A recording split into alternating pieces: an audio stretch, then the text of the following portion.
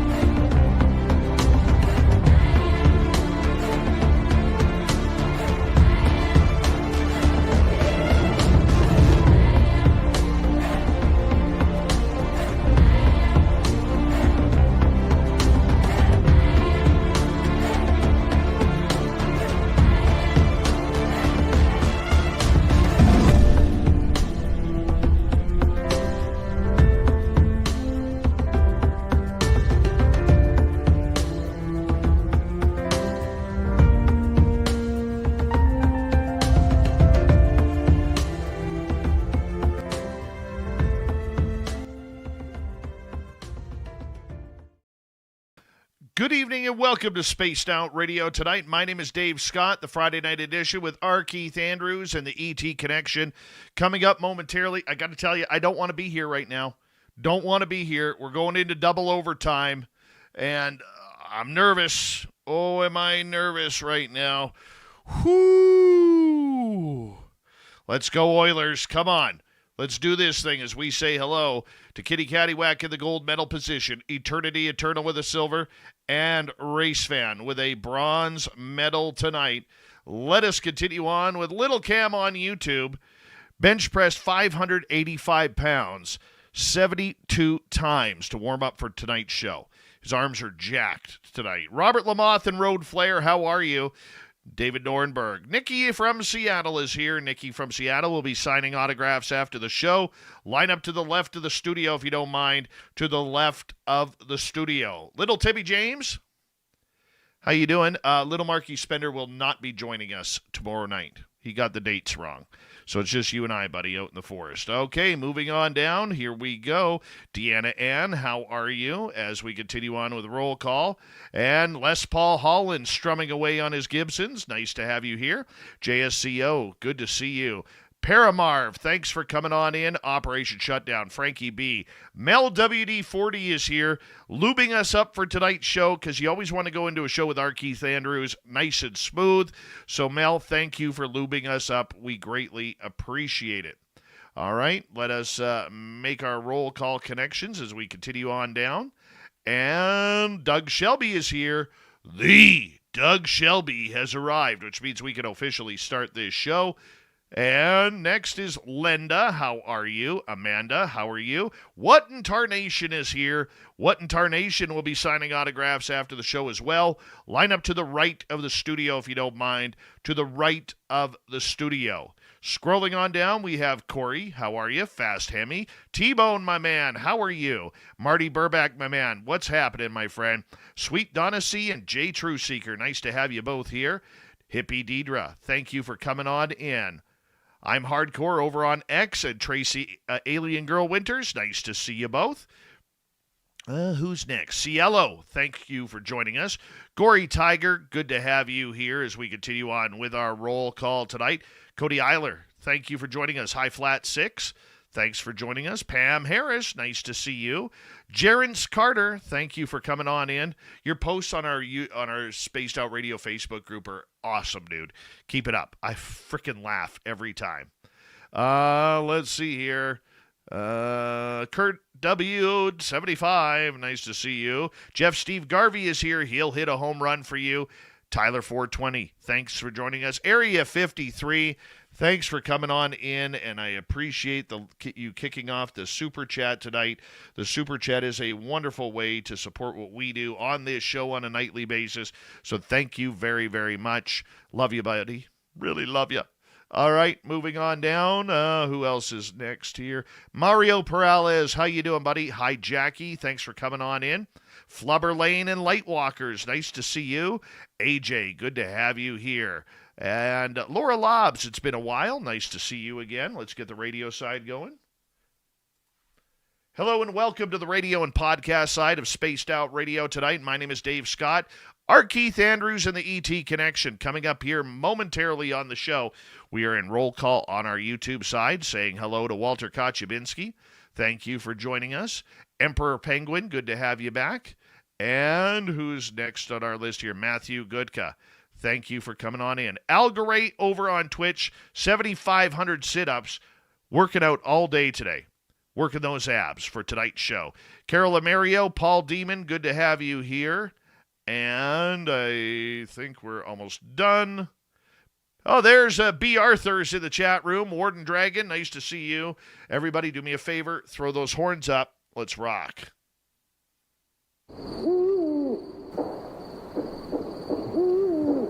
Are you ready to hear your mystic voice of the night? It's time to wake up. He's here. Shush. Be quiet. He's ready for you to listen. Let's point our ears towards the little cabin in the woods, where together, my friends, we own the night.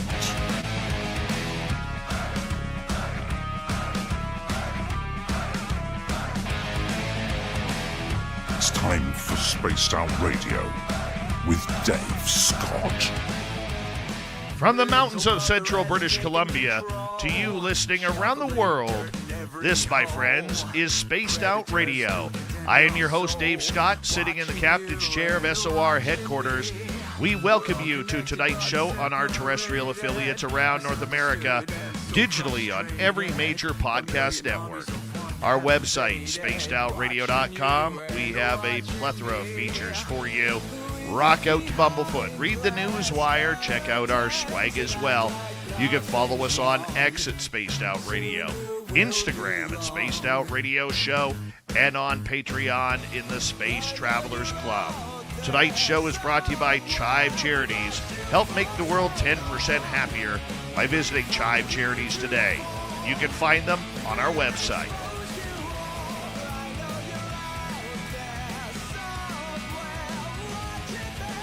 Our Keith Andrews and the ET Connection are going to go hog wild on your questions if you're in our live chat during this show when it comes to ETs and everything in between. Then in hour number 3, Swamp Dweller will kick things off. We're going to follow that up by Extra Small, Lee Strauss, here for the cryptid UFO paranormal Q&A. All right, our man, R. Keith Andrews, is here. He is an ET legend.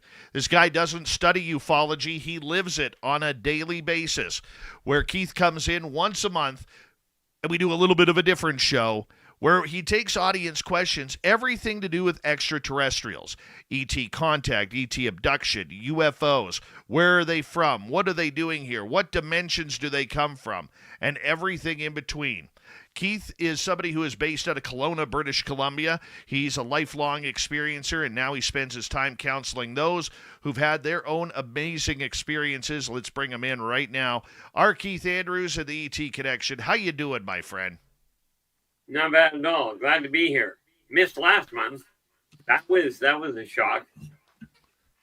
Well, I mean, you know what? I hated to do it, but we were in Las Vegas for the hangout session with Merle. And so, you know, I love my time with you, though, buddy. Well, we were hoping to make it down there, but finances just didn't cooperate. Well, hopefully next year you can. How about that? That is what we're aiming for. Perfect. Perfect. What's new in your UFO world? How many times have you been taken recently? What's your definition of recent? The short answer would be in the last 2 weeks. 3 that I can technically confirm. You know, there's a lot of chatter about what's going on and whether or not this world is in for a reset. Right. But I have something that I need to ask you, my friend. Fire away. Okay. And I've actually waited until you came on to actually see or actually talk to you about this. I've even kept this from my audience. So this will be kind of breaking for them. About a week and a bit ago, I woke up doing my morning thing, getting ready for my day, come out of the shower, and Mrs. SOR looks at me and says, "What's that on your neck?" I said, "What?" She goes, you got this red mark on your neck." And she took a picture of it, and it was literally like a red triangle right by my neck on my left side, just where the neck goes into the trapezius muscle. Yeah. Right there. I didn't feel anything. It didn't hurt. It's now disappeared. What the heck would that be? Was it solid line or just the points at the end of the triangle? It was kind of like a triangle, not really pointed, kind of rounded, but it also had a little bit of a lump in it. So I wasn't sure if I had a mole there or maybe a zit that was growing or whatever it was, but it never grew. I would be inclined to say you're looking at the next generation. Pull up a blank on the name. Okay, let's hope I've got the book open because I'm pulling a blank on the name here. Yeah, I've got the book open. Whoop. Hey, don't do that. There we go. Go right back up here. Why I've been working on things, so of course that means I've got books all over the place. Check.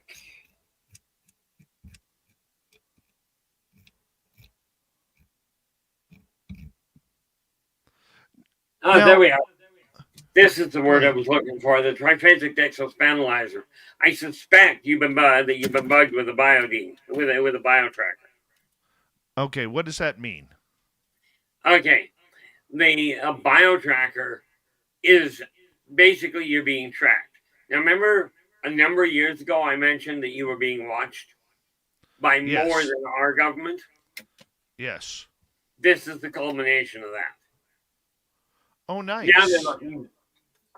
Now they're looking, likelihood for biofeedback on your interaction with your audience. So, did they install a tracking device in me, or what's happening? Ultimately, yes. But the reason I call it a biotracker is it doesn't leave a physical marker. It's literally a cellular implant that dissolves itself into your system. You'll never find it. It's also not electrical or technological, so you're not about to, in all likelihood, shut it down. No, you're not inundated. I have no recall of being taken. You likely weren't. Okay.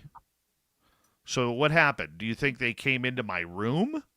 More to the point, they looked into your room using a neat little technology built by the Ennead in order to... Now, bear in mind, the Ennead, which are the people that the Egyptians used to consider gods. Okay. Now, they're both members of the consortium. So, in all likelihood, they used Ennead technology to simply take a look at you from orbit and go, we got to put this marker there. Just what you wanted to know, eh? Well, I'm still, it's kind of weird how it just kind of disappeared. You know what I'm saying? Yes. That's because it dissolved, as it were. It didn't technically dissolve. It got absorbed by your system on a DNA level. Oh, interesting. Yeah, I love being tracked. Thank you for that, Keith. Hey, no problem. I appreciate that. I'm not responsible for it. Oh, I'm going to blame you. I'm totally going to blame you. It's what I do. When things go weird, I blame our Keith Andrews and the ET connection. I'll tell you, because I can tell you this, Keith. Since I have been sleeping a lot deeper again, with, or in the last year since I started sleeping with my CPAP machine. I really don't recall any dreams. I don't recall being taken. There was the one night I thought, but that was about a month and a half ago. Now, I am just trying to figure out, have I been shut down? No, it's just you've gone into a deep enough line that it isn't a big problem. Right. Because you're sleeping so far, what they're trying to do is keep you alive. Hope that doesn't bother you too much. Well, you know, I mean, you got to do what you got to do, right? Because I don't breathe out of my nose very well, that's for sure. Yeah. No, the thing is, with the CPAP machine, it has a tendency of screwing up a number of things. Don't get me wrong, it's good for your health. But it can create some interesting communication complications with them. Yeah, I honestly don't recall any contact. And if that was something ET that came in and put that on my neck, I have no recall about it whatsoever. Right. No, that makes sense. You know, the funny part about it is with those guys, they're not trying to cause a problem by any functional means. Quite frankly, they're trying to keep the other side of it from being a problem. So what do you think, or what species do you think it was? In all likelihood, because of the equipment we're talking about, it was likely the reticulans that dealt with it. But it had to be an advanced crew. They wouldn't be sending a training crew down.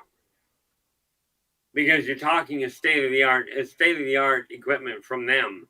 The Eniod would have developed that from something called the Holunk, which is an operating system used for localized operation. But they have, by the look of it, developed a whole new level of interaction. So what do you think is causing the fact that I don't understand what is going on? Is it because I'm sleeping deeper? Ultimately, yes. What you can find it out, but the trick is, do you know anybody that can help you get into a real deep hypnotic state? Well, Samantha Mowat, but she lives like 4 hours away. Yeah, that's a bit of a problem. Yeah, not around here. Not around here. Because you're going to have to, for you to bring the recollection back, you're going to have to target your subconscious. Because that's where it'll be buried. All right. Curious about, the fact that you believe it's Zeta Reticulans that are coming down and doing this thing. Are they hired guns by the other AT species, or are they doing their own thing? They're not hired. They are still their primary purpose is the hybridization program. But even they've come to the conclusion that it's getting real testy coming down with the amount of discordant energy being generated by the human race right now. See, what most people don't realize where it comes to the discordant energy on Earth is it affects the subquantum energy flow in the atmosphere, making atmosphere travel for off-world ships a little more tricky. Picture, if you will, trying to sail in a squall or fly a Cessna in the middle of a hurricane. Sounds difficult. Well, ridden the hurricane, ridden the tornado, but haven't tried sailing or, for that matter, operating a Cessna myself. Something about being short-sighted. They don't actually like people. They don't like pilots that can't see. Do you think then that as this moves forward, do you think then that the ETs continue to track us because they are curious about what we're doing right now? Does that Absolutely. does that even make sense? Makes total sense. You got to remember, from a xenosocioeconomic standpoint, this is an extremely exciting time for the ETs around this planet in particular. See, mankind has gotten back to the point where you're about to either find world peace or blow yourselves back to the Stone Age. Right. And it's this transitional period that every one of the member races has gone through. Virtually every member. So, of course, when you're looking at it from the xenosocioeconomic standpoint, it literally boils down to how is this fledgling race that's already being considered for the consortium down the road, in all likelihood about 100 years down the road, but they're already being considered. How are they going to deal with this, their biggest civilization threat? You know, in centuries. Well, in all fairness, in millennia. So how are we going to deal with it? I would love to give you that answer. People have to realize there's two things that people have to realize, and off-worlders have been trying to tell people this for centuries. Well, for millennia. Literally, people have to realize, yes, we all speak different languages. You know, we all have different skin colors, but we're all members of the same planet. Okay, and until people start realizing that complaining to each other and finding new and exciting ways to separate yourself into smaller and smaller groups, you remember that old saying, "Together we stand, divided we fall." Well, Yes. the aliens aren't going to come down and straighten this out.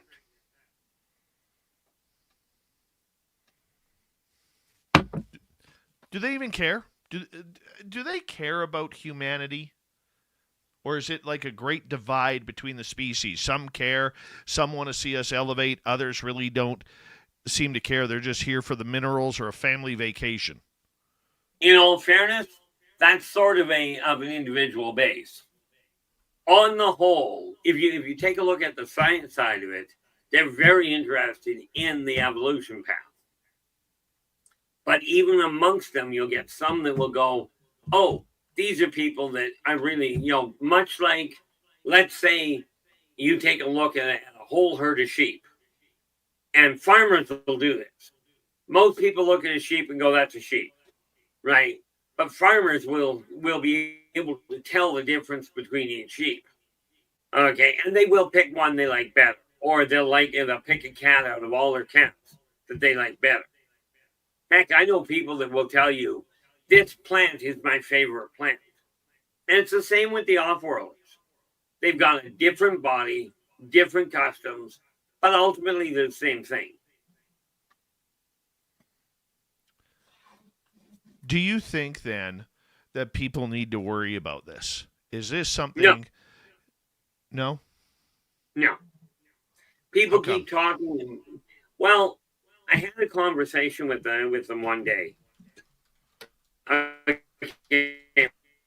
found out how, if they were even going to bother with an invasion, they laid out how it would go. Okay, and in a nutshell, people keep going, oh, the aliens are going to come in. I swear, this comes from way back in 1977 through 82. You remember the... Okay. You remember... Okay, can we try that one more time for stabilization? Am I still here? Yeah, we got you. Okay. You remember back in 77 through 82, the Series V? Yes. Okay. Back then, that series was great. But it talked about reptilians infiltrating Earth, infiltrating the upper echelon. Well, the problem there is, number one, it's hogwash.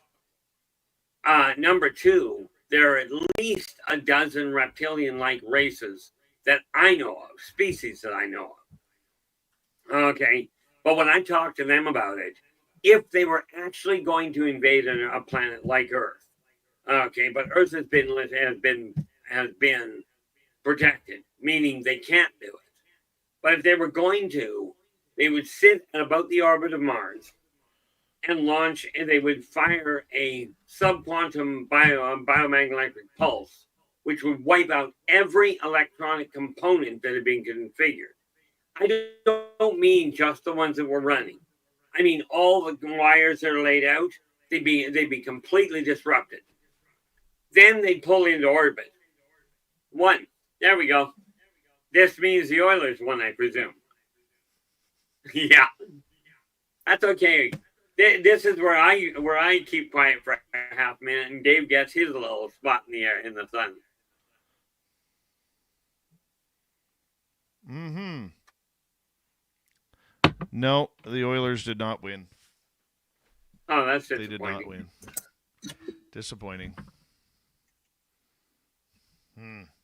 But you gotta give well. them credit; they did make a good run for it. That's okay. They're still in. They're still in. All right, Keith. Let's get to some alien questions here from our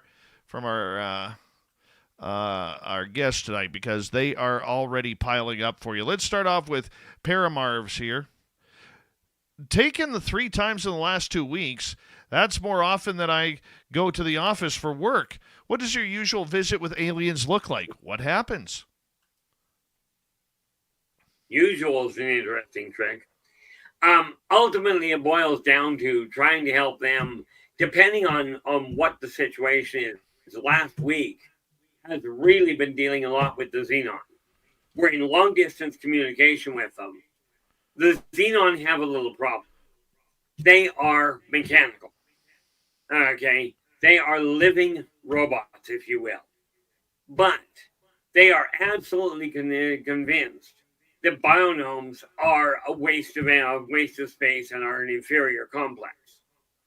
Problem: the Xenon do not have the imagination to come up with new evolutionary steps, so they rely on the existence of the naturally evolving bios. And we're trying to help them understand, and we are making headway, that wiping out all bios is a bad idea, and will actually ultimately wipe their own race out. We are making headway, but it boils down to working with logic that they understand. Right. Neat part about it is they don't have emotional input, which means they don't have a creative spark that humans have. So when you were being taken, how does it happen? Most of the time, it is literally, because I'm in my room on my own. Okay. Most of the time, they simply, the term from Star Trek would be beam me up, Scotty. It's really not that difficult, and it's actually quite easy to pull off. But ultimately, that's usually the way it goes. Once in a while, I'll actually wake up before it happens, and I'll feel them in the air. I did it a while ago, not this last couple of weeks, where all of a sudden I went outside, and my son looks at me and goes, "Are you going to be taking it in tonight, Dad?" I said, "Yeah, good bet." They just take it in stride at this point. I always end up coming back. Keith, hold that thought, because we are going to go to break here at the bottom of the hour. Hard to believe we're already a half hour in with our Keith Andrews and the ET connection. When we return, more audience questions regarding extraterrestrial contact. What do they want from us? What are they doing here? Let's find out with Keith next.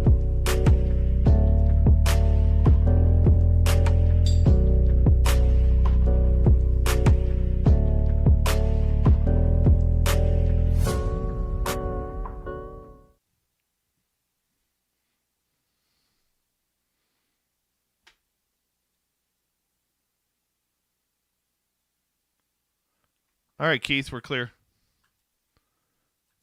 Okay, doke. That was just my son trying to contact me earlier. My eldest.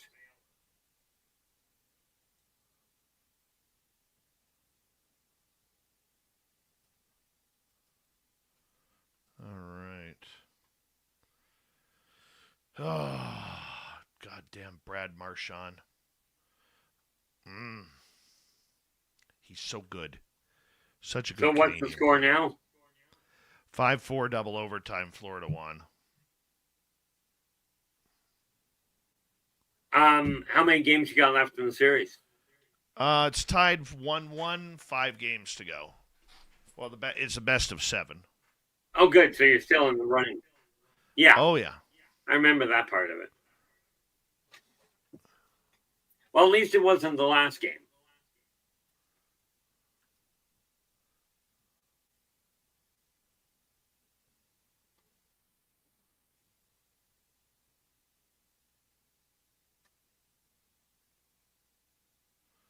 Well, we'll see.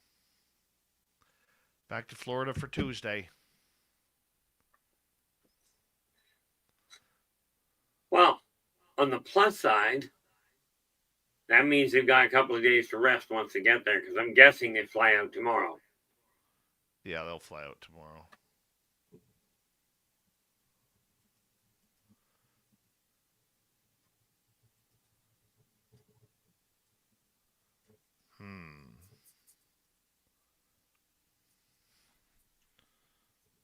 Somehow I got a sliver in my hand, and I can't find it or get it out, but it feels like I got a sliver in my hand. Hate that. That's no fun.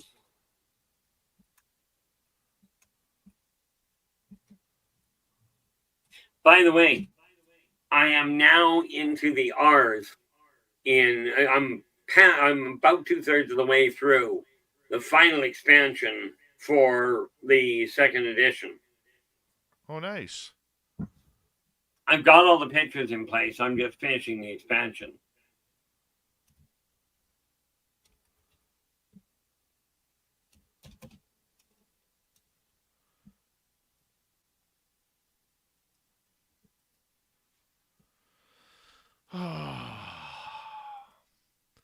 Just drained me of energy. Gosh darn it.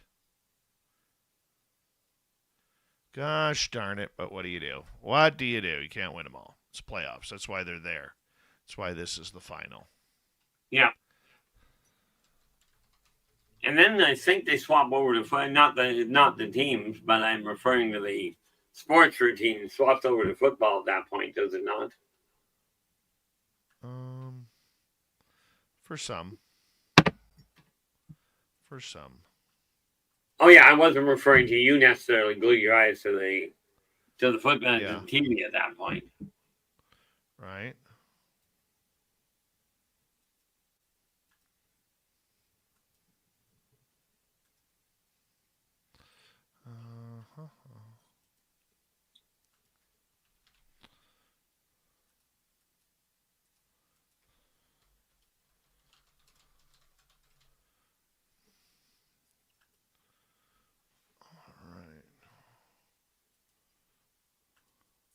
I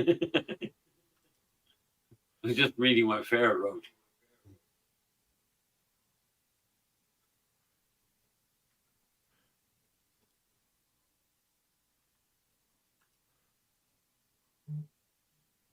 Seeing if I missed any questions. There we go.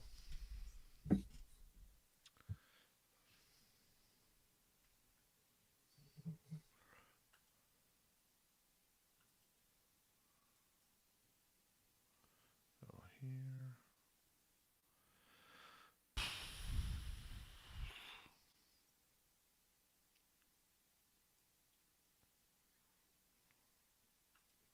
All right. Thank you tonight to both Area 53 and T-Bone for the great super chat so far. Appreciate your great love of SOR. And don't forget you can shop at our spaced out radio store. We do not have ugly swag, people. No ugly swag, so make sure you check it on out and hang out with us. And wear our stuff because it's cool. –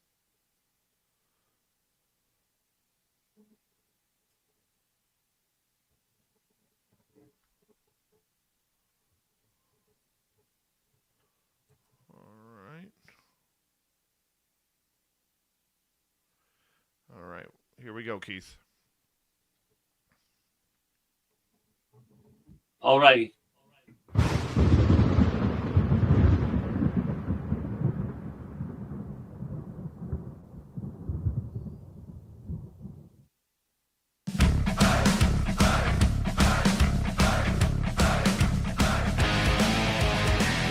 Here we go with the second half hour of Spaced Out Radio tonight. My name is Dave Scott.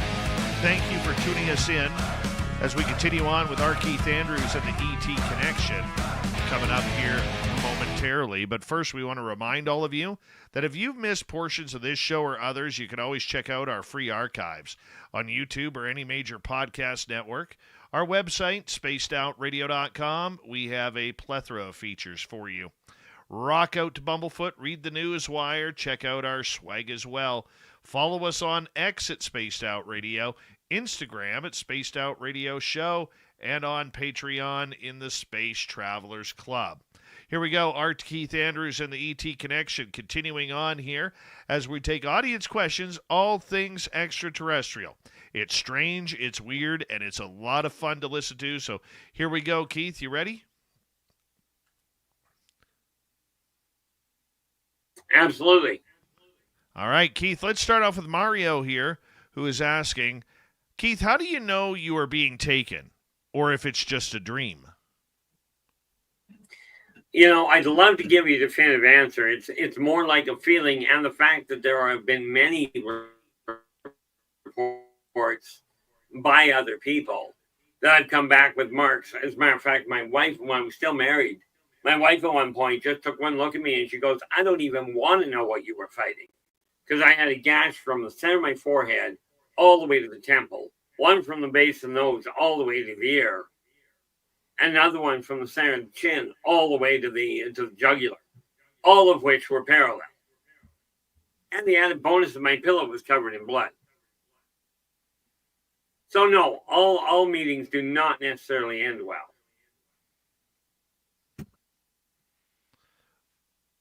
With those interactions, do you know, or are you given any... I don't know how to... Okay.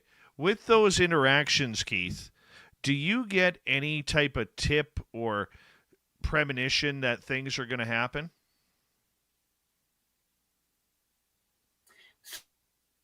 Sometimes. More often than not, I can feel it coming. Usually a few hours before it hits. And what does that feel like? Like I'll sense it. This is why. Have you ever sat in a room and all of a sudden the hair on the back of your head stood up? That's kind of what it feels like, but it's more like that kind of feeling in my solar plexus.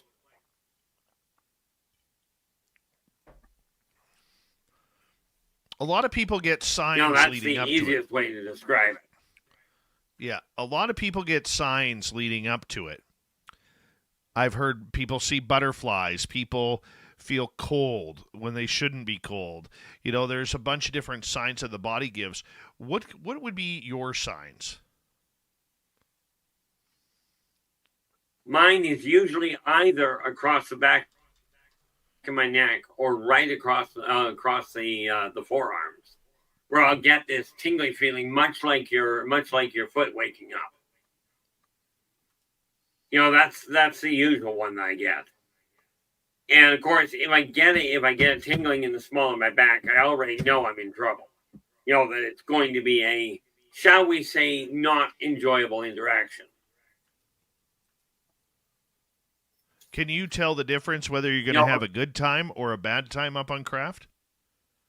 That's usually, like I said, if I feel a tingling in the small of my back, that's usually when I know I'm going to have that there's going to be a complication on the discussion. More often than not, it's because somebody up there is a little testy, and that's why they're bringing me up in the first place.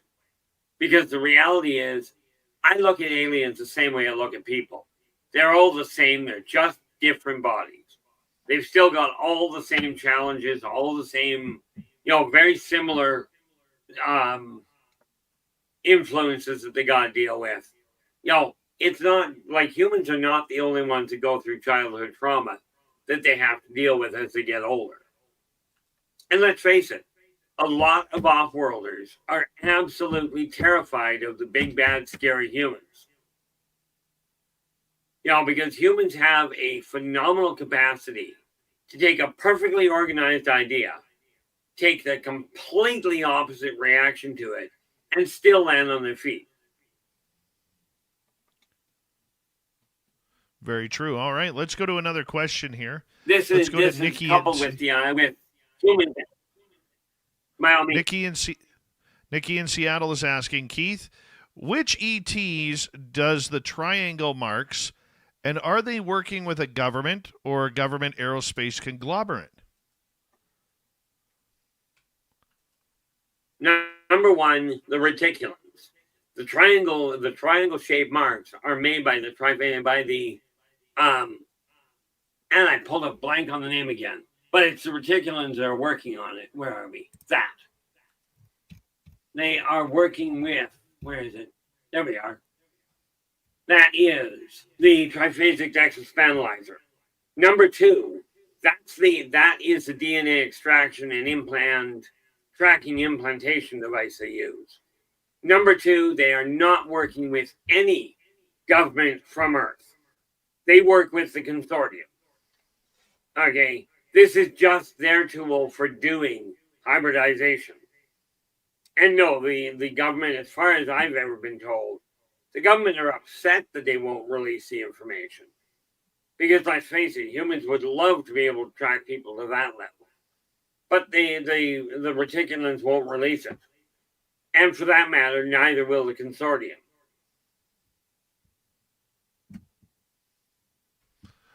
Do you think that we are too quick to jump on the bandwagon that ETs are all working with or for the governments or have infiltrated and are using skin suits in order to disguise themselves as politicians or world leaders? Do you think we're too quick to jump to that conclusion? I very seldom use this term, but 100% absolutely yes. Humans on the whole have bought it hook, line, and sinker that the aliens are controlling our planet or influencing it, etc., etc. And I think it could be further from the truth, but I'm not sure how they do it. So yeah, absolutely, people are going way down the wrong rabbit hole. Why do you think we do that? Well, because you're taught from the time you're a child that the government is here to help, and therefore they wouldn't possibly be that controlling. Therefore, it has to be aliens or God or something else that is completely decimating our planet. It's not our fault. I don't know about you, but I learned very young how to pass the buck. I grew up military. Right. Right. And see, I think that is one of the things that bugs me about this field is we're so quick not to believe the reality that we will believe some sort of sub-reality because the conspiracy sounds more sexy than the actual truth of it all. Absolutely. You've heard the term truth is stranger than fiction. Way more accurate than you might think. I guess part of my opinion on that too, Keith, and I love this question by Nikki, by the way. Okay, I do, because I think it brings up an important topic. But I think, in my opinion, and I'm curious your thoughts, we get so inundated with this topic, and we get so mesmerized by the fact that things are happening and that there are legitimate cover-ups going on, which I think we can agree to. Absolutely. That we just think everything is a false flag. Everything is a false narrative. The media is always lying. The politicians are always lying. That the military is always lying. That people who go off on tailspins, whether it's the Davids like Ike and Wilcock or Corey Good, these guys have, the inside track that the Queen is a reptilian, and the last number of presidents have been reptilian. The Rothschilds are reptilians, and it goes on that you just don't know where to stop. And I feel sorry for a lot of these people because they're just wanting some truth of what's happening with them. But in the end, has it made us more gullible? In all fairness, I'd be inclined to say, on the whole, yes. Because the moment, and the sad part, especially in this industry, and I'm pretty sure you'll agree. We talk about, you gotta let people know if you've been taken or if you saw a UFO. But even in the upper echelon of this industry, you go up to somebody and I don't drop names of anybody for a lot of reasons. I did that; it cost me a lot. But you go to some of the big names, and you go, "Oh, I think this happened." "Oh, you're just looking for attention." Is the comeback they get. Right.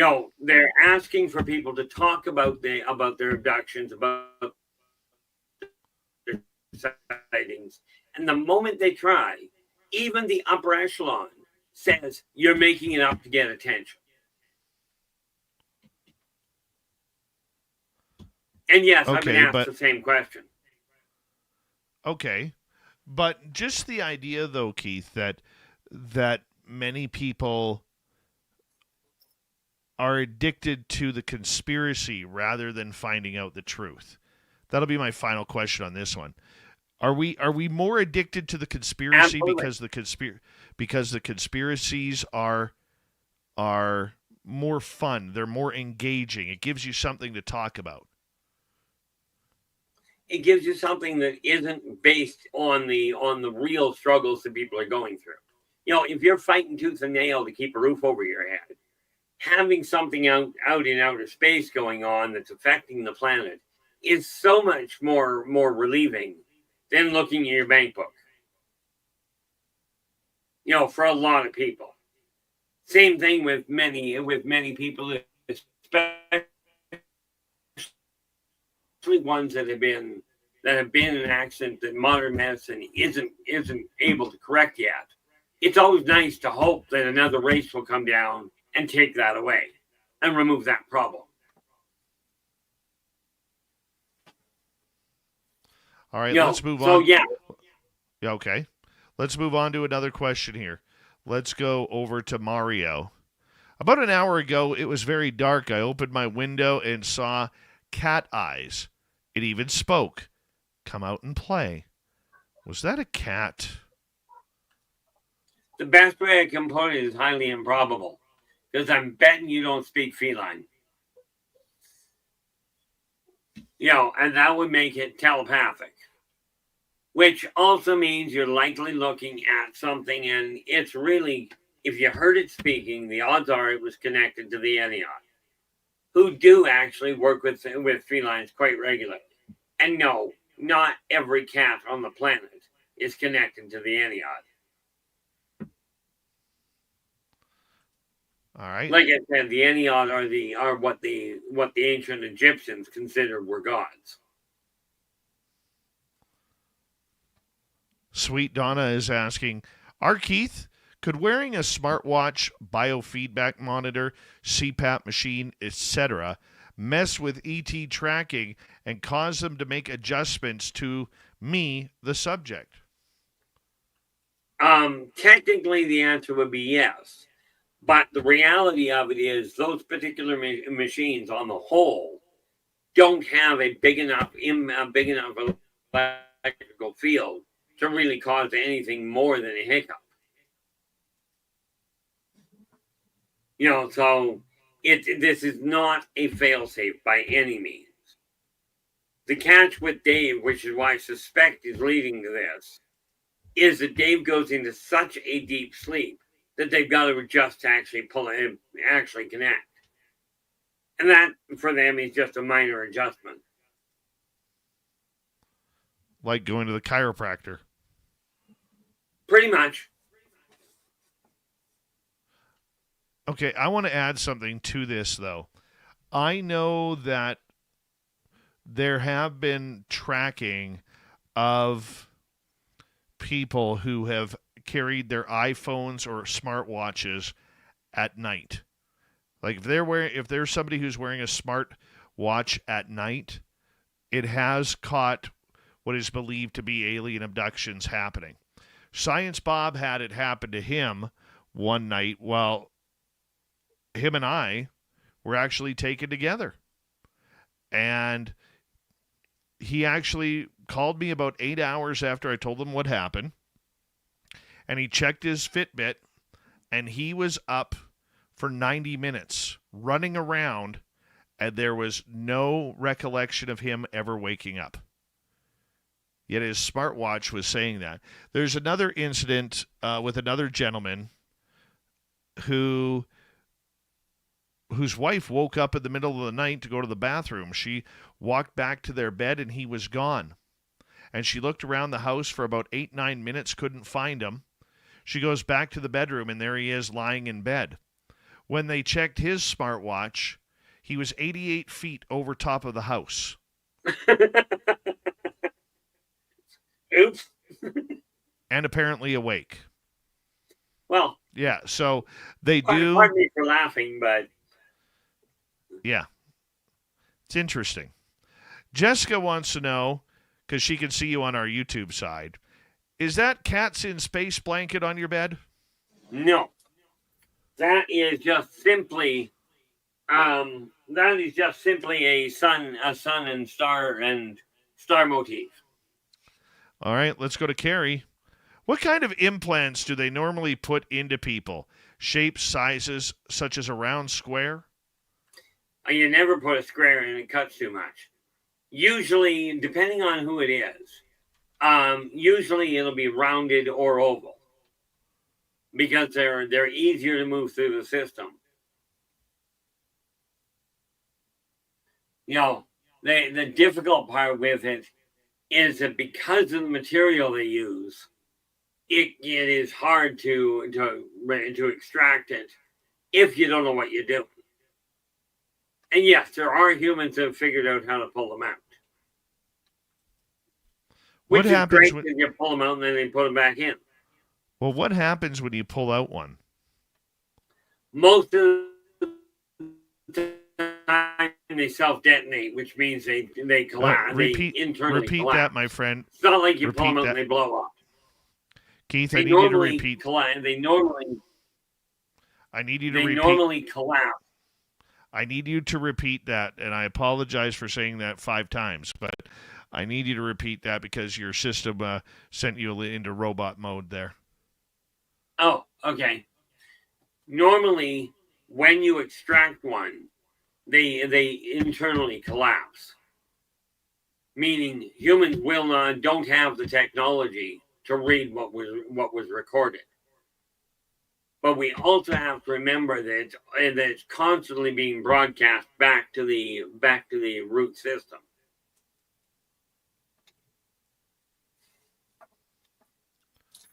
Got you. Thank you for that. All right, let's move on to the next question. Let's go to T-Bone. Does the military run an alien implant extraction team? That's a good question. I like it. I honestly I'd have to put it this way. I suspect they do, but they're certainly not going to talk about it. You know, do I have any first-hand knowledge that I can unequivocally say yes? The answer is no, I don't. But it does make sense that they would.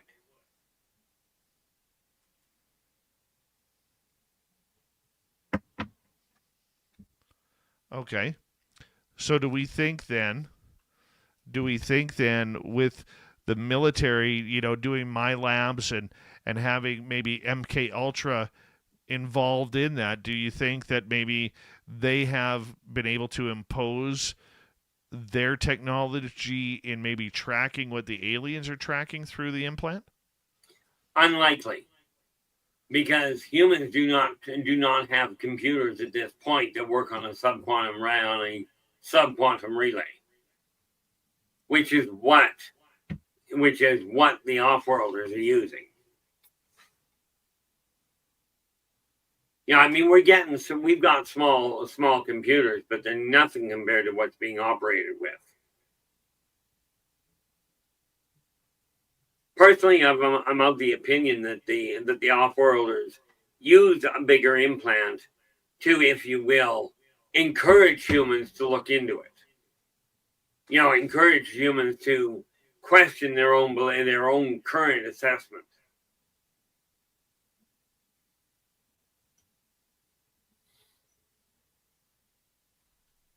Makes sense. Let's go to another question, Keith. So we got about 3.5 minutes.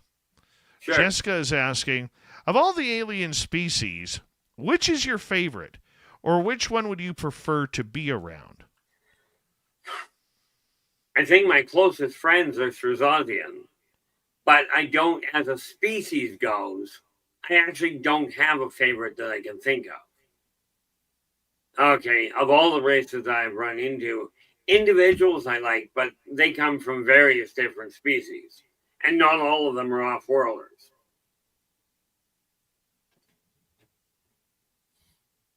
You know, there are ones I find fascinating in their whole configuration, but that is what you'd call a favorite, at least not in my eyes.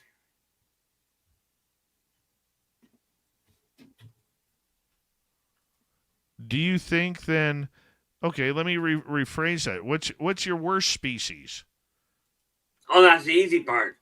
The Talon, them and I have never gotten along. Virtually every time I've been taken by them, I've come back hurt. We won't talk about what the other guy looked like. But no, the reality is I've never gotten along well with them. You know, and that would be ultimately the way, if you want to say the ones I like the least. I don't like bullies, period. And these guys are worse in a lot of ways, in my opinion, than most. Even the vegan. And the vegan, they will hurt people, but you got to remember, with the vegan, they don't have a pain center.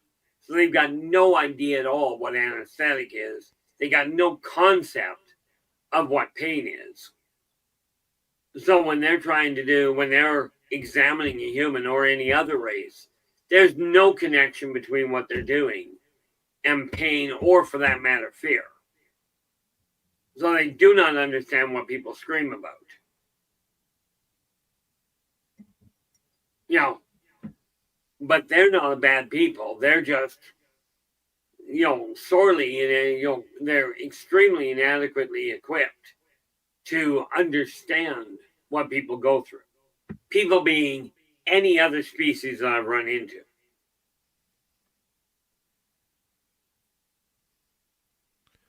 Do you think then, as we get ready to go to break here in about a minute or so, do you think then that the aliens have favorites in us? Oh, absolutely. Some species prefer dealing with humans as compared to others. Some of them find humans absolutely hilarious, some confusing, but there is no question that there is a market for human soup specimens. This is not, to the best of my knowledge, sanctioned by the government. But let's face it, the government doesn't sanction everything that humans do. Very true. Very true. Keith, I'm going to get you to hold on right there, because we are at that time where we got to go to a break here at the top of the hour. And it's always fun having our Keith Andrews and the ET Connection on this show each and every month, because Keith has literally been with me for 9 years. And I love it when he comes on this show. It's all about aliens, all about ET contact, alien abductions. What do they want from us? Our Keith Andrews and the ET Connection. We'll be right back. This is Spaced Out Radio with host Dave Scott.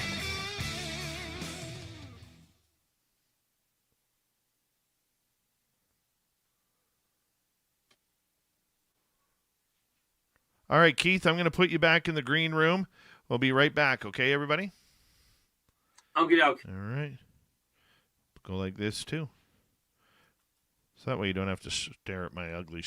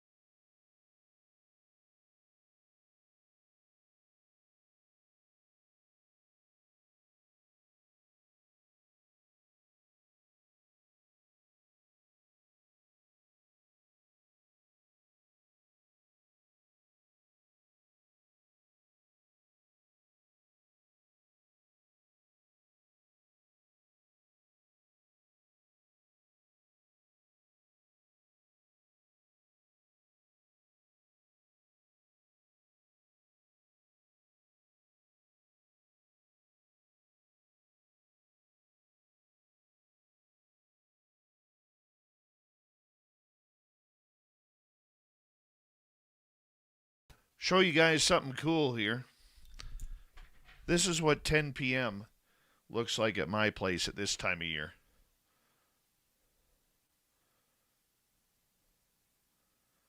The sun is just setting.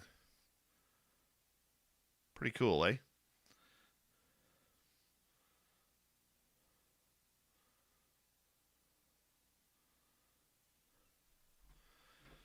All right. Let's scroll on down. Let's bring Keith back in. All right. And thank you tonight to Area 53 and T-Bone for our 2 super chats. Greatly appreciate it. Polly Rotterman, good to have you back in the chat room, my friend. And Super Crazy, how are you doing? We're going to get going here in about 5 seconds, everybody. Hi, Area 51. Alexander, how are you?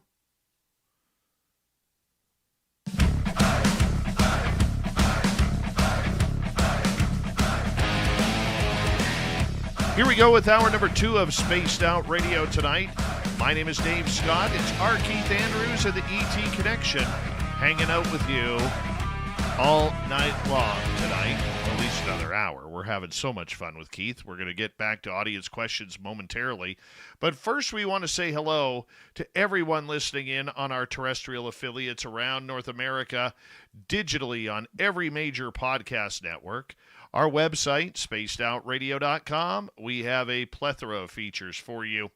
Rock out to Bumblefoot, read the news wire, check out our swag as well. Follow us on X at Spaced Out Radio, Instagram at Spaced Out Radio Show, and on Patreon in the Space Travelers Club. The Desert Clam has set the password for tonight in the SOR Space Travelers Club. UGTON. UGTON is your password. Use it wisely, Space Travelers, as the Clam sets the password each and every night right here on Spaced Out Radio. Let's get to our Keith Andrews of the ET Connection, as Keith joins us once a month to talk everything extraterrestrial. Keith, thank you so much for being here. We greatly appreciate your time once again. Love being here, and I'll tell you, the questions make it that much easier from my standpoint. Love it. Love it. Well, let's get right to them, because that's what we like to do. Let's start off with Operation Shutdown here. Has anyone else in your family ever been taken? Absolutely yes, but I'm not about to tell you who, and frankly, I haven't told them. So they don't even know. I suspect they know, they just don't want to look at it. And I'm a firm believer that if they're not ready to look at it, you just don't tell them. That makes sense. Why is it hard to tell somebody? This is why I won't tell people when they go to it. Okay. Why is it hard to tell somebody if they've been taken or not? It's not so much it's hard, but it's one thing for somebody to think they may have been taken. It's another to be faced with the reality of it. And, you know, I hear it all the time from people going, oh, I'd really like to know if I was taken. And some of the strongest people I've ever known, mentally speaking, have absolutely buckled when they realized that it was real. That wasn't just a nightmare. All right, let's go to Donna here. Donna is asking, why is it when I sense they have just left the room, I feel very alert, heart beating hard, and paranoid, but don't see them? This happens to me, by the way. So good question, Donna. Yeah, it really is. Probably happens to a lot of people. And the short answer is because you know you've had a visitor in your room. You know that that room is supposed to be safe. And you know that room has now been violated. You know, the sanctity of that room has been violated. Net result, you go into red alert. This is just a normal fight or flight response.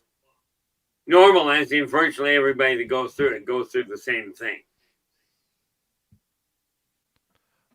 Okay, let me add to But that there's then, nothing Keith. abnormal there. Sure. How come then when you wake up and you can feel they are still there, you get this little message in your head, don't turn over, don't look, don't turn over, they're right there, don't do it. What do you think? More often than not, that's a telepathic push coming usually from one of them to help keep you, because if you just know they're there and you don't see it, okay, it's easier to cope with. You know, the reality is when I split my head open, okay, years ago when I was a kid, this was not an ET thing, but I had my hand on my forehead because it hurt. But it wasn't until I took my hand down and saw the blood that I really lost my connection. The same thing happens if you know that there's people in the room and you don't see them. It's a lot easier to keep you calm. So they just stay there. You know, don't move, stay put, it'll be over soon, sort of thing. And then they vanish, and now you're panicky because where did they go? So it's a very normal response. Right. So it's a safety thing. Yes, for both you and them. In case you hadn't noticed, the reticulans aren't the most powerfully built individuals. This is why they tend to partner up with the Gaddafi, who you would know as the Nords.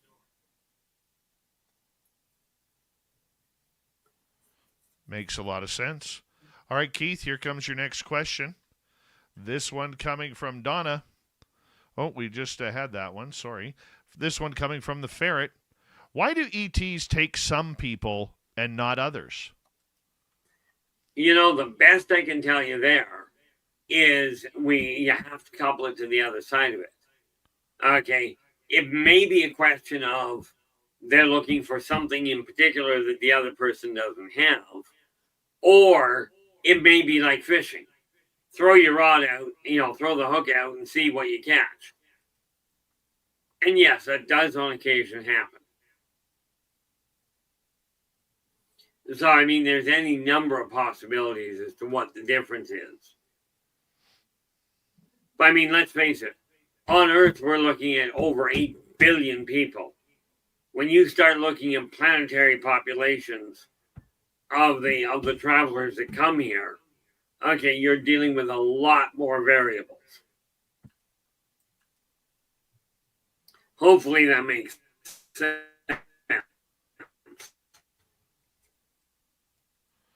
All right, let's move on to the next one. Let's go to T-Bone. What do you think of the Vegas alien case? It was supposed to be on Ancient Aliens' first episode, now postponed. Did you ever see that video, Keith? I haven't watched TV in 10 years, so no. Okay.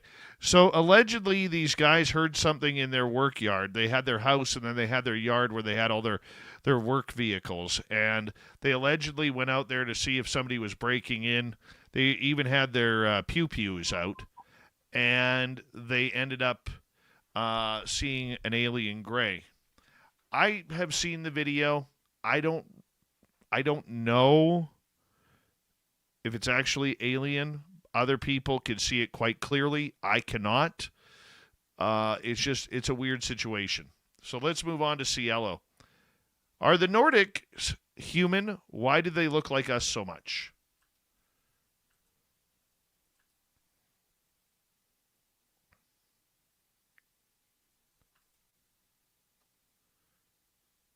Keith, you've frozen up. There you are. Yeah, so did you. Are the Nordics human, and why do they look like us so much?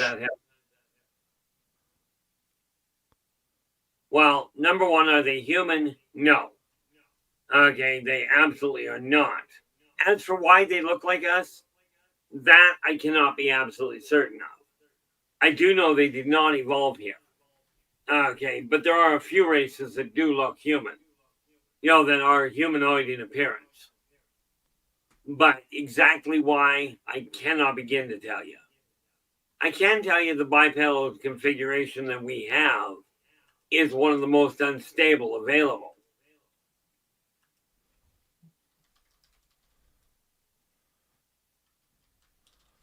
All right, let's move on to a new question. But I really haven't looked into the genetic evolution as to what brought them about the way they did. Derek is asking, how does one stop encounters with aliens? Do you have any advice? Yeah, do your best to go with the flow, because thus far I have found very little. Like a lot of psychic interference can stop an astral abduction. I've participated in that, but it takes a lot of people and a lot of work. But that's pretty much the only way I've seen it work. I've seen it done.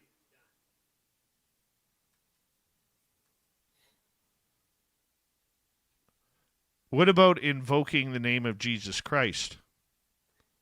That's a great idea, and that does help in as much as it will give the individual that is invoking his name a little bit more, if you will, spiritual stability to say, this is going to work.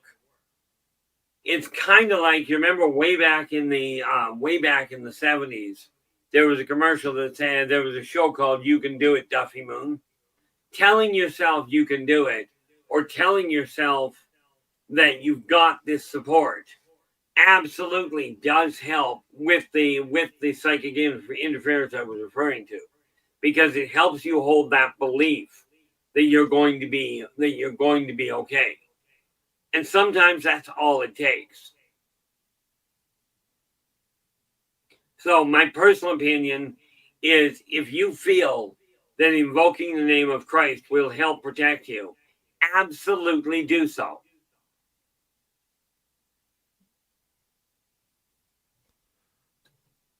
All right, let's get to the next question.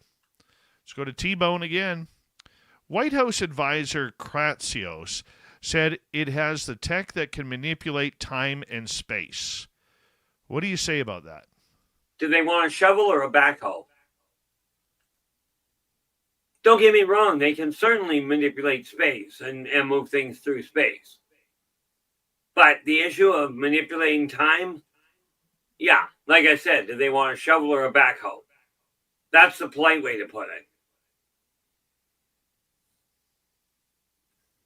I don't know how I could put that. If I go any further than that, it's going to come out as, oh, I say something on air that you're going to have to deal with.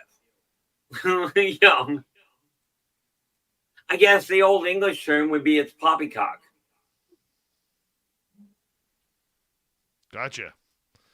Hillbilly Herb is asking, is there any kind of meter or device that can detect an implant if you suspect a spot where one could be? Meter or device as in technological, not that I'm aware of.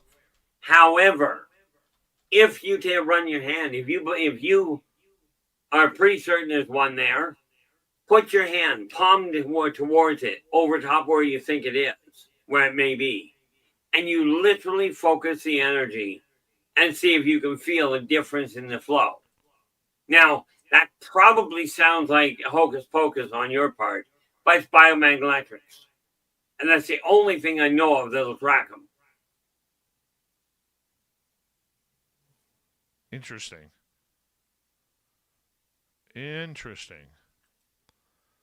So, what if they're metallic and not like a ceramic or something along, or a fiber optic?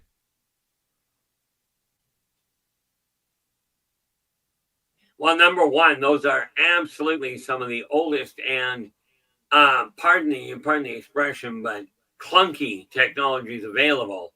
Yes, mankind uses them, but they deal with subquantum matrix, meaning it isn't technically mechanical or ceramic. Ceramic, they don't even use a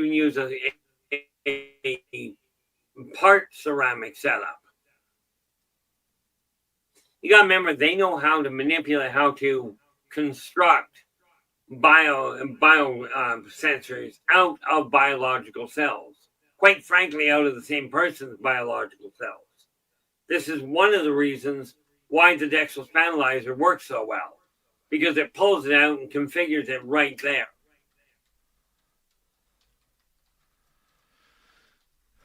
All right. Let's go to another one. Who's next on our list? Bob here is asking, I woke up to a being next to my bed with a rod in my mouth after having a close encounter. Do you think I was implanted? Well, it wouldn't be a shock. I mean, talk about a barbaric way of doing it. You know, I'd be more inclined to say that they were looking for stomach content in a very old-fashioned method, which means it wasn't the graves.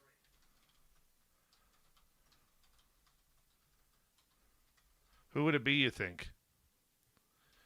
With that kind of technology, there are a number of them that it could be. The Talon certainly wouldn't be above it, because they're not going to worry about whether or not it's uncomfortable. You know, I'm thinking it could be a subset, and it's actually not so much a species as a profession, which is radio command. They could be looking at something in the way of checking out the viability of stomach acid as a conductor.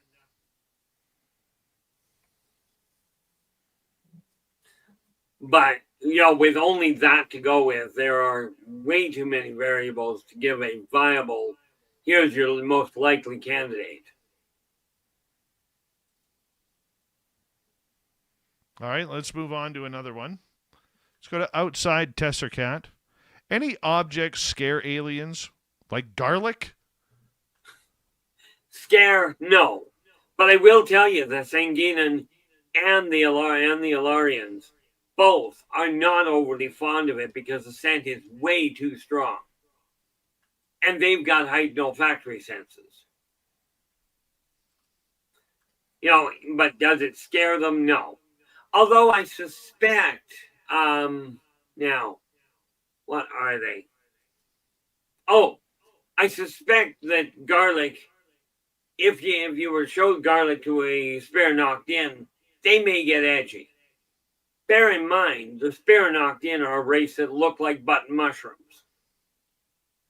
And, you know, you show them garlic, they're going to start thinking that you're getting ready to cook them. This is not a pleasant feeling.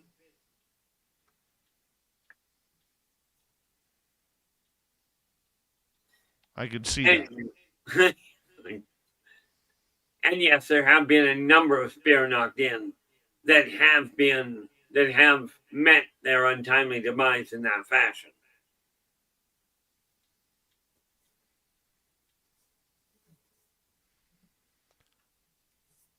Kim is wondering, have you ever visited Inner Earth? Yes. This is how I know where most of the ancient races went. Like when you look at my book where it says ancient race, though most of those are in Inner Earth.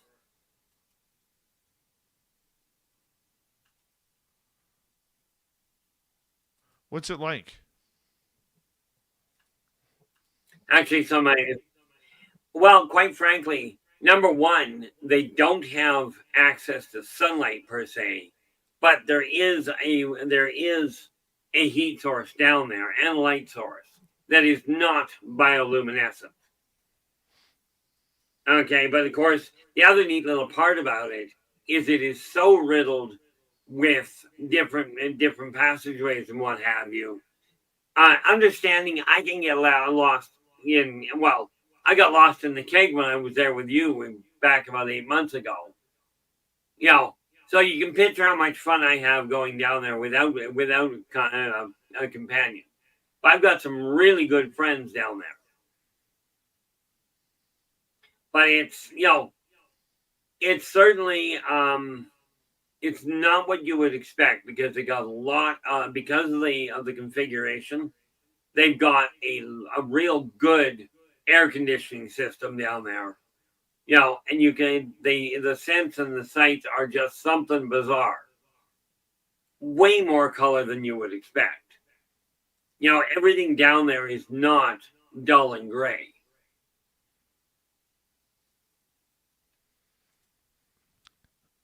Are the species quite populous down there? Not compared to what we've got up here. But yeah, there are more than enough of them down there at this point now that if they were all of a sudden to decide they were coming back onto the surface, they would. And there would be virtually nothing you can do about it.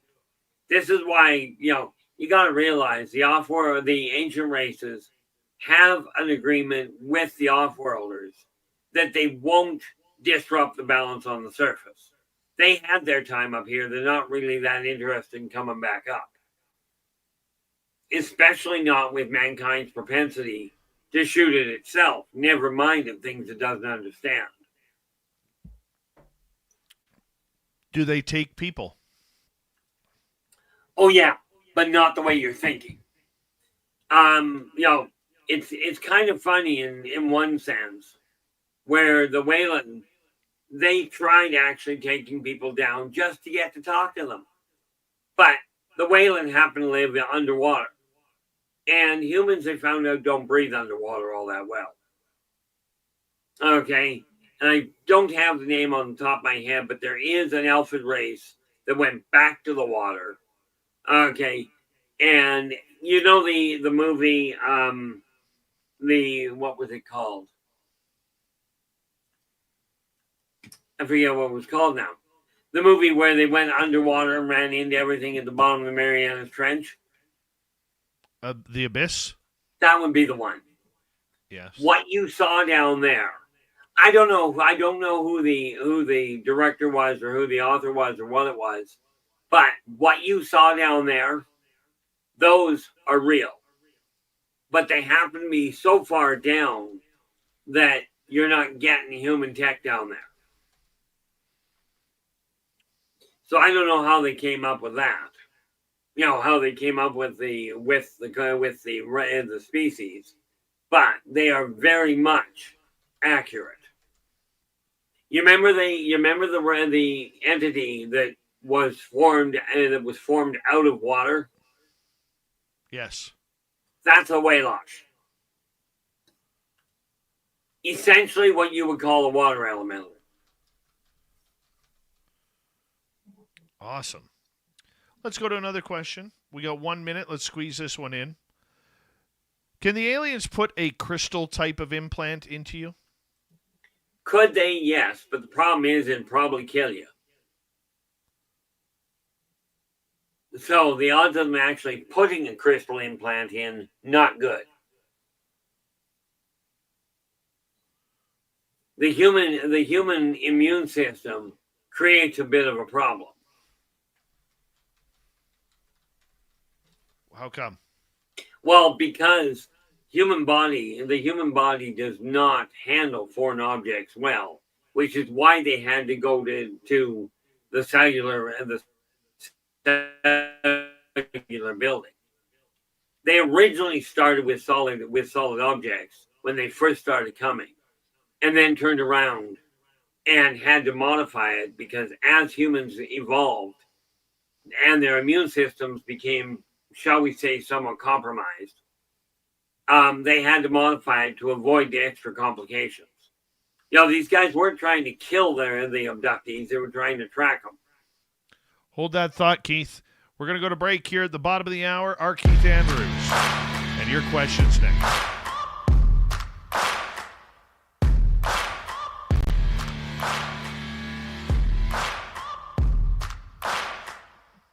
You're listening to Spaced Out Radio with your host, Dave Scott.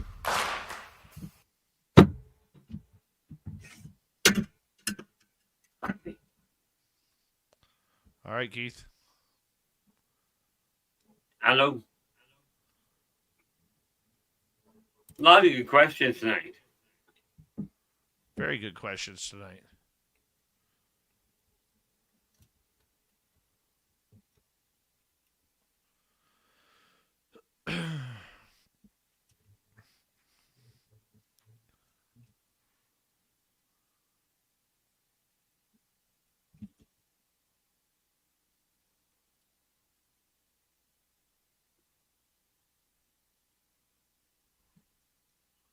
It's always good times, my man.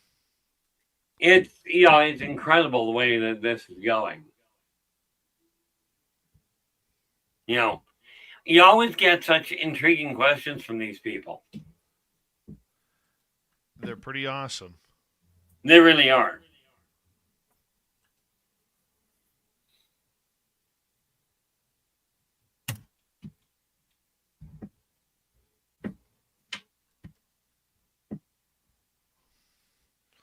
All right. We're going to have to burn through here because we have a lot of questions coming up here, Keith. Like literally 20 questions. It is 20 questions in the next half hour. Okay, so we keep it moving in a hurry, aka short and sweet. Yeah.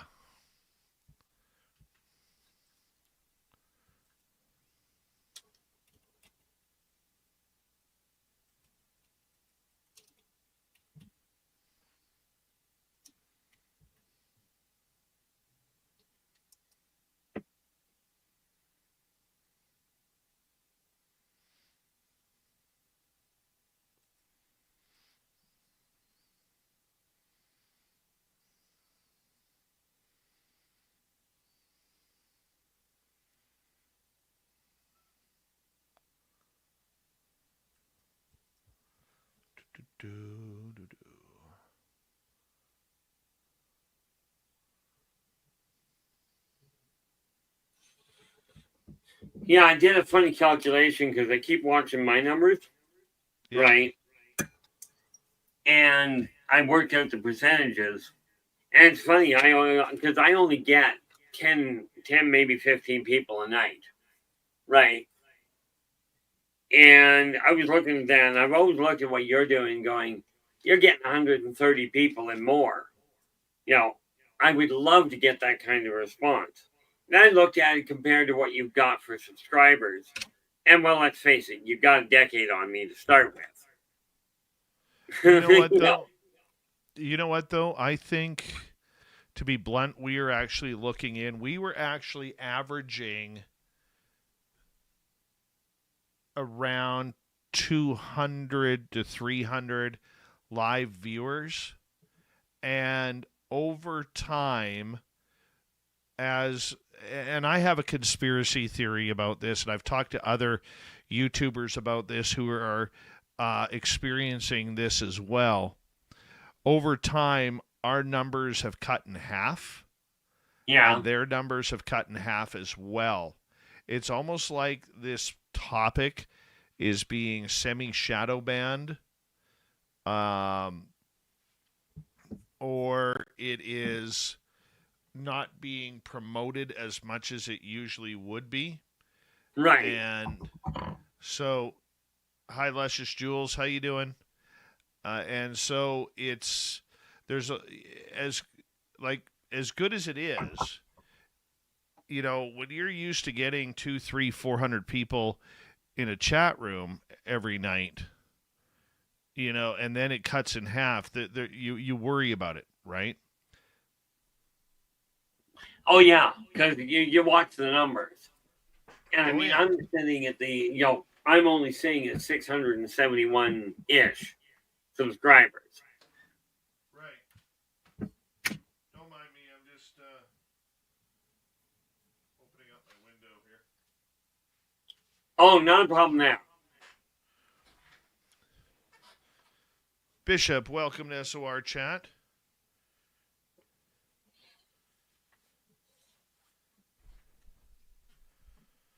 Yeah, I do know. Lambda, how are you? Sorry, Keith, go ahead. Oh, not a problem. You're on air.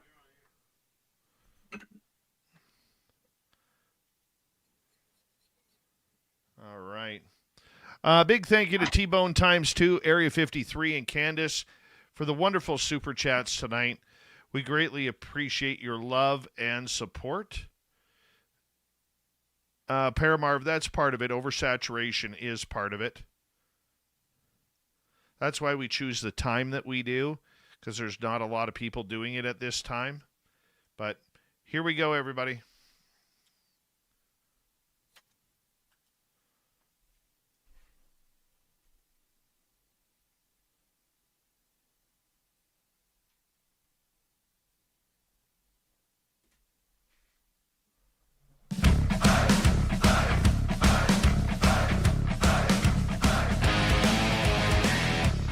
Here comes the second half of Spaced Out Radio tonight. We got our Keith Andrews till the top of the hour. My name is Dave Scott. Thank you for tuning us in. And we're going to get to more questions here momentarily.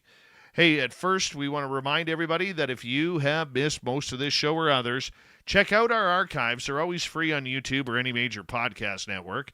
Our website, spacedoutradio.com, we have a plethora of features for you. Rock out to Bumblefoot, read the news wire, check out our swag as well. Follow us on X at Spaced Out Radio, Instagram at Spaced Out Radio Show, and on Patreon in the Space Travelers Club. Here we go. Our Keith Andrews, the ET Connection. We get going right now, Keith, as we got to play the 20 questions point here until the top of the hour. Let's go to Super Crazy. Have you ever had a physical fight with an alien? If yes, why? And who won the fight? Well, the short answer is yes.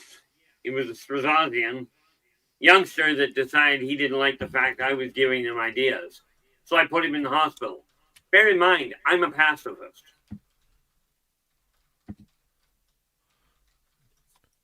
Do you give him the old 1-2 kazoo or what? Actually, no. Right underneath the solar plexus, just to the left of their sternum, there's a weak point that will shut down their nervous system, and then it takes them a little while to recover. Let's go to Polly. Do you have info on implants with a cube shape? Whose species it belongs to? Mine exploded in my brain during surgery. Well, that's always fun. The only people that would use one like that would be the Xenon. And honestly, I don't think there's very many of them in the area at this point. That, by the feel of it, the fact you still live, still breathing, is a testament to both the doctor and your stubborn streak.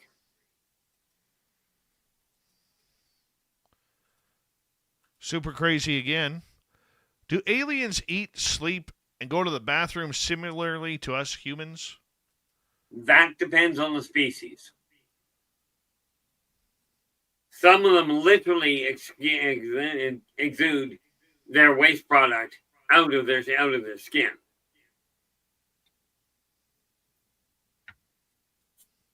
You know, I mean, the variations on that, we're dealing, like, I've got 60 in Races of the World. I've got another 80, I think, that I've already got backed up for the next 2 volumes.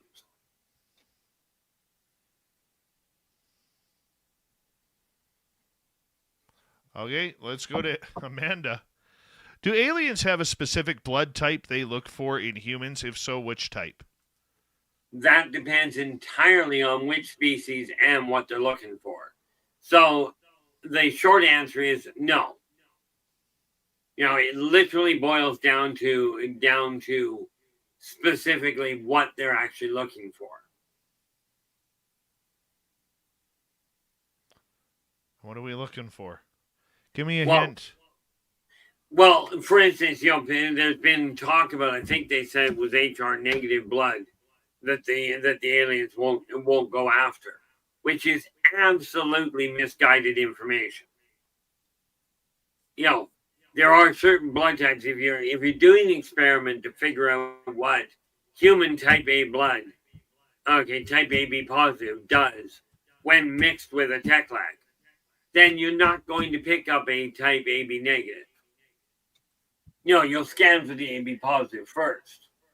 And if you're not AB positive, you're not on the shopping list.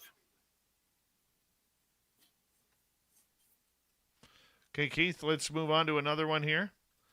Let's go to Super Crazy again. Do aliens or any aliens have real working lightsabers or phasers? The short answer is yes. And giving you the numbers of ones that do it, that's a bit of a problem. Because any advanced race can build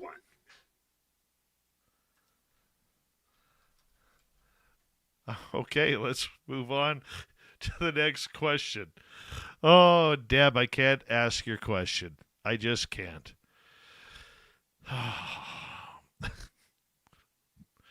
Hillbilly Herb is asking, are there any plant-based ET intelligences you are familiar with?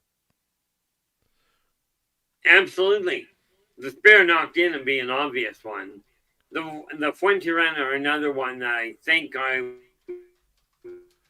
would be classified. The Arborians on that. You're going to have to Uh-oh. repeat that because I'm doing that you were again. stuttering there. Okay. The Spear knocked in look like mushrooms. The Fuentiran, I believe, are plant-based, but I think they're a cross. And the Arborians, which are an ancient race, are absolutely plant-based. And there are others. Those are just the easy ones to remember.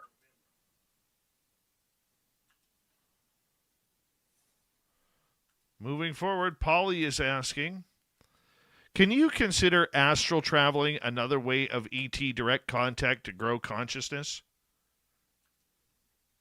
Absolutely. The way you phrase that, politely put, you could consider a peanut butter sandwich a way of enhancing it. But astral travel is just a different vibratory rate in the third dimension. And there are species that live in the astral plane. Okay, and bearing in mind they're not on Earth, this makes them off-worlder by definition.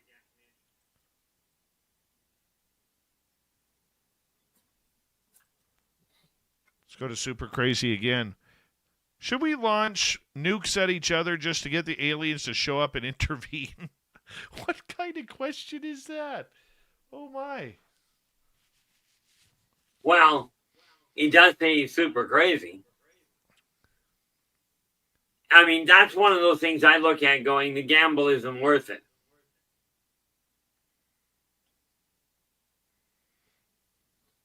I would agree with Rest you. assured, you don't want them intervening on a planet that is trying to wipe itself out.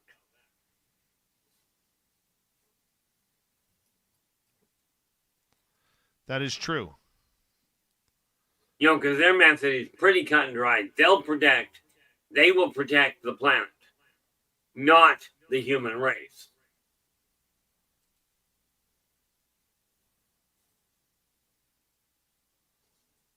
That's the biggest thing we got to realize. And it wouldn't take much to yank the atmosphere off the planet long enough to kill the human race and still leave all the plant life and the smaller entities alive. They're just not inclined to do so.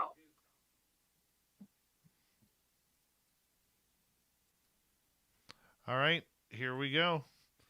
Let's go to Jose. Have you heard that there is supposedly about 57 alien species, or is it just a bunch of Heinz 57s? I like that. Nice pun there. Very nice. Let me put it this way, Jose. I have documented over 100 myself. So 57, the consortium has, that I'm aware of, somewhere in excess of 2,500 alien species. Okay. And like I said, I've only documented just over 100 of them. So yeah, 57, that's minimum.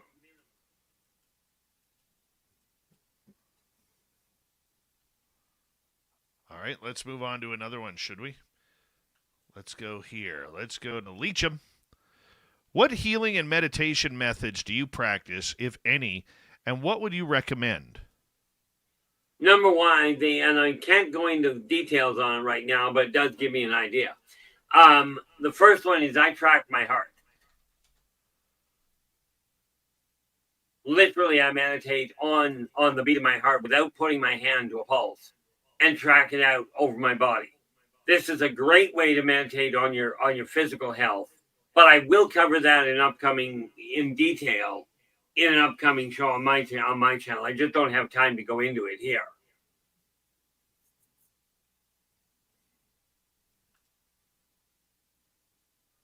All right, let's move on. Let's go to Kim. What do the inner Earth beings look like? Are they from Atlantis? Well, number one, the inner Earth people, take a look at mythology. What you know is mythology, such as the Elfin, which you know as elves, the Aetwari, which you would know as leprechauns, the Gron, which you would know as minotaurs. These are people that all live underground. Okay, that live in what you would call inner Earth. And that's only some of them. The Kaldar are what you would call dwarves. As for the Atlanteans, they're not from Earth. They're an off-world race. Yes, they do have their capital on Mount Olympus. The only problem is Mount Olympus isn't on Earth.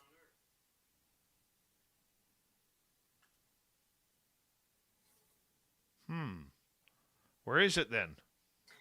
And I just scrambled that badly. The Atlanteans don't have Mount Olympus, the Gadefni do. The Atlanteans, what people call the Atlanteans, they literally came on a ship called the Atlantia. And they're from the other side of the Pleiades system.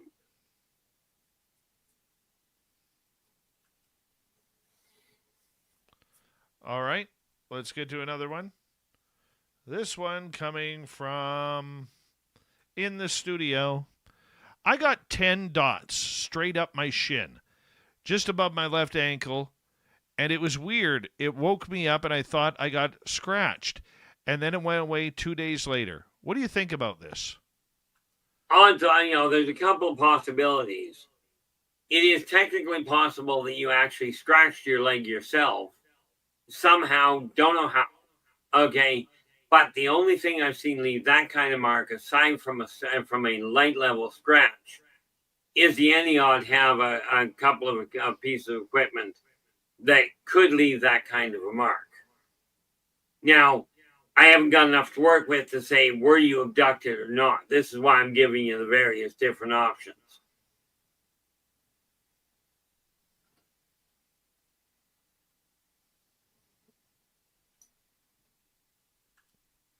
Let's go to Super Crazy.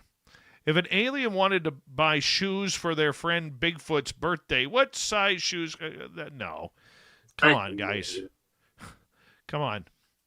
Let's go to Paramarv. See, I don't pre-read these. Sometimes I need to. Sometimes I need to. Yeah. All right.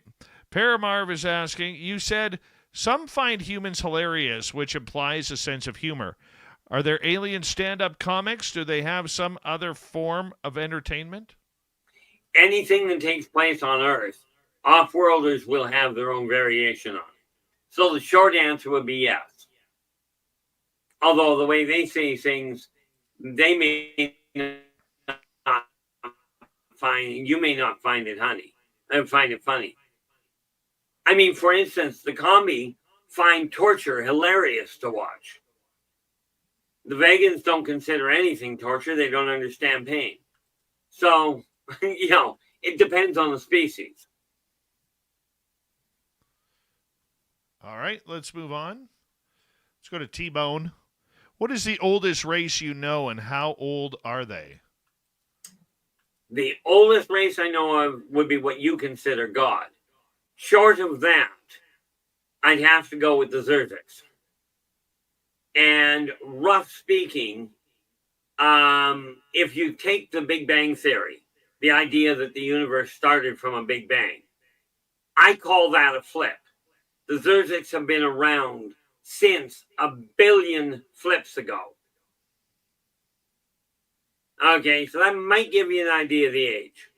They're also the only species I know of, save Spirit itself, that has actually survived the transition from one rendition of reality to the next.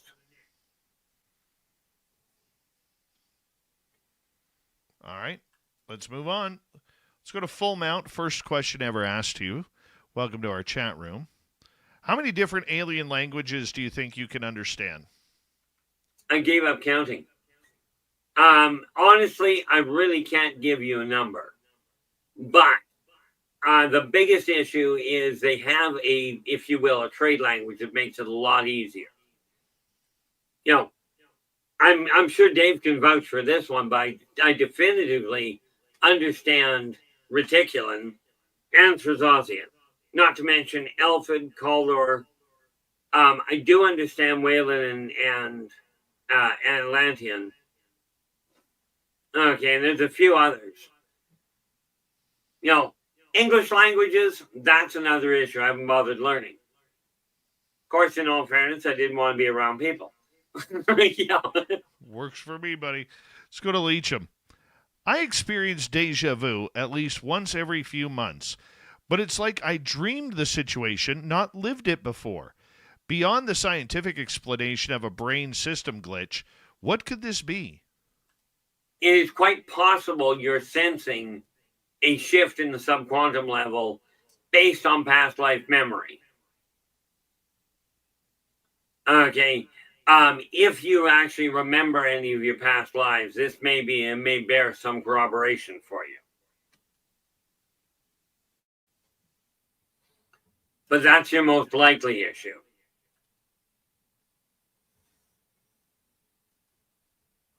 Let's go to another. Let's go to Paramarv. We all know that they have concerns about us, but are there also things that aliens admire about humans? Absolutely. That same thing that they're afraid of, the indomitable will to survive and their ability to go to a completely illogical solution and still land on their feet, just amazes them and scares the daylights out of them at the same time.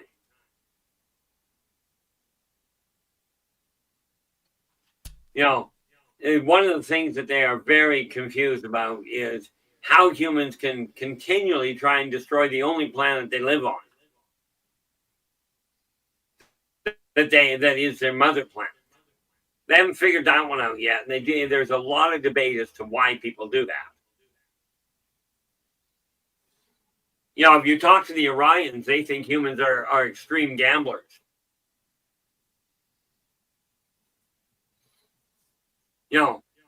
And even the Venusians look at what humans are doing and going, they have such potential for creative music, for creative engineering. It's too bad they haven't figured out that working together they'll pull it off more effectively. And there is one thing I keep getting told by them.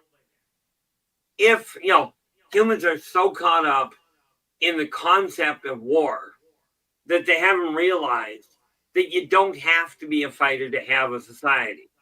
The Venusians don't have war, but they do have an alliance with the Martokians who protect them in times of war in exchange for cultural evolution. So there's a lot, and of course the diversity of humans is something bizarre in their eyes. The fact that there are so many variations and so many of them are compatible, because most species, if they get too varied, they split into separate species. You take a look at the Sarkon.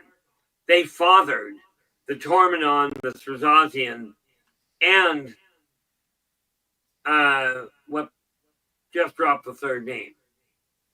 So we'll just bypass that.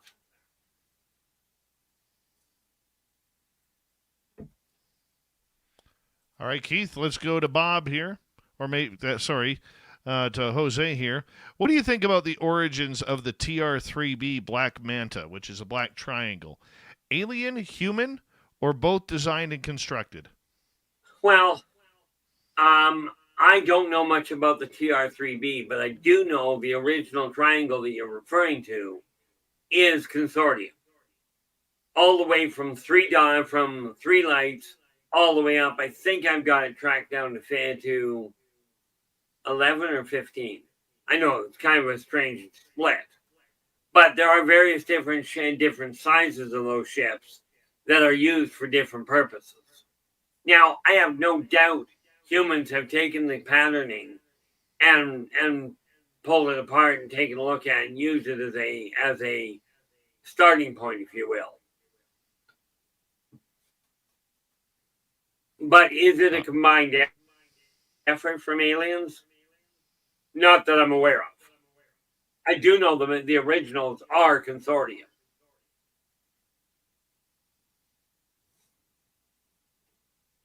All right, let's go to another question. Let's go to Bob this time. Would the ETs let me take my dog with me if I were to be abducted and had the opportunity? Well, the question, the way you phrased it, certainly says yes. The real question you got to ask is, why would they want your dog? It's not like they come down looking for tour guides. But the fact you're asking if I had the opportunity, this presupposes that they offered you the opportunity. At which point, yeah.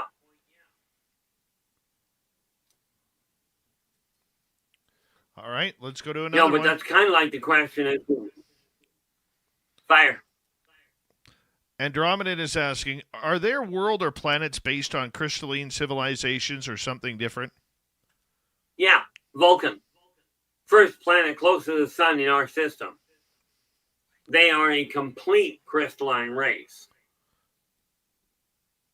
Okay, Leacham is asking, we got 2.5 minutes. Okay. No doubt you've already been asked this, but are there ETs like the Venom symbiote from Marvel Comics? The short answer is yes. As a matter of fact, one that would match that description would be the Corlock.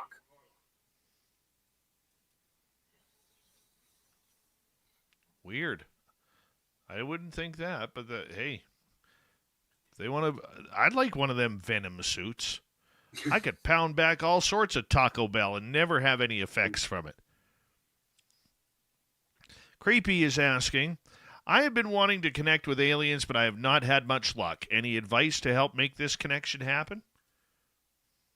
I wish I could give you a fail-safe.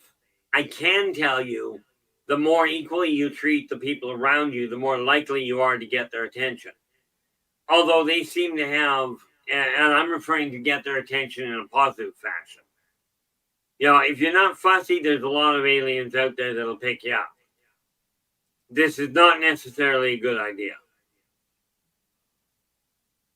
But I haven't found a way. Fire. Final question for you tonight from Moody. Can the aliens eat human or Earth food? If so, what food are they partial to? It's got to be Taco Bell. Has to be. Well, the short answer is yes. If you go to the Mobians, they can eat anything human, that humans make. They are human, essentially. And I do know for an absolute certainty that Martokians they do, and they'll travel miles to get Dairy Queen ice cream. Keith, 30 seconds. Tell everybody where they can find your YouTube channel.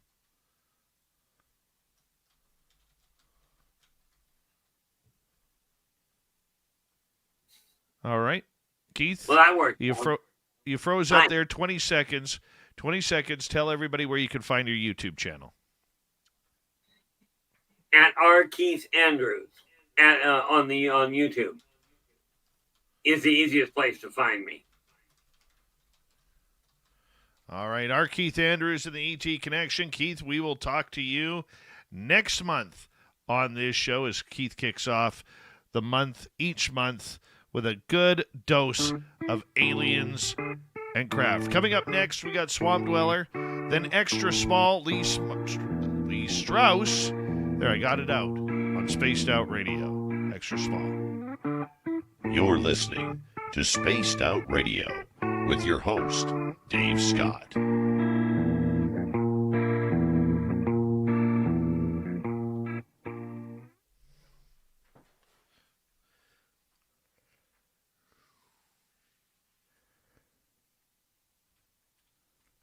All right, R. Thank you, buddy. Thanks so much. Appreciate it. Much love to you, buddy. You be good, okay? Always. Don't work too hard. Take care. Our Keith Andrews, everybody. That's why he's one of the best and a regular here each and every month. Be right back.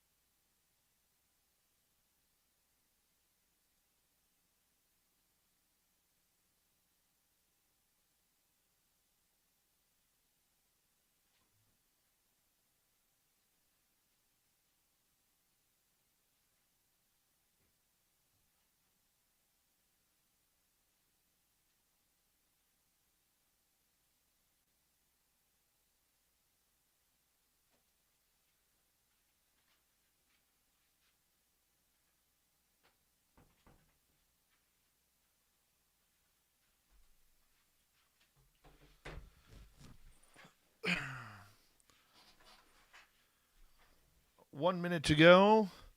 Let's bring in Extra Small. How you doing there, Extra Small? He's got All right, there we go. Turns his mic back on. All right, thank you tonight to Area 53, Deb ×2, T-Bone ×2, Candace, and Bob for the super chats. We greatly appreciate your love and support. And remember, you can shop at our Spaced Out Radio store. We do not have ugly swag, people. No ugly swag, so we're going to check that on out, as you should too. We got brand new hats, made some ball caps on there. Lee, you're going to have to go shopping. Brand new hat. Yeah. But we got SOR hats now. I got to make some more. I do. I got to make some more. Aussie Rob, how's the Ham Hawks? Give us an update, please.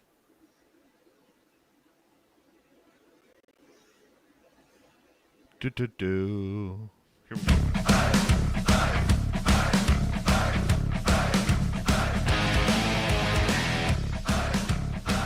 Here we go with the third and final hour of Spaced Out Radio tonight. Good to have you with us. My name is Dave Scott. Thank you very much for tuning us in, wherever you are on this beautiful planet we call Earth. Hello to everyone tuning us in on our terrestrial affiliates around North America, digitally on every major podcast network. Our website, spacedoutradio.com. We have a plethora of features for you. Rock out to Bumblefoot, read the news wire, check out our swag as well. Follow us on X at Spaced Out Radio, Instagram at Spaced Out Radio Show, and on Patreon in the Space Travelers Club. The Desert Clam has set the password for tonight in the SOR Space Travelers Club, UGTON. UGTON is your password. Use it wisely, Space Travelers, as the Clam sets a password each and every night right here on Spaced Out Radio. Let's head to the swamp. Hello and welcome to Spaced Out Radio's Swamp. I'm Swamp Dweller, and tonight I'm going to take you on a mystic journey of the unknown, sharing tales of monsters, legends, and nightmares. Welcome to the Spaced Out Radio Swamp.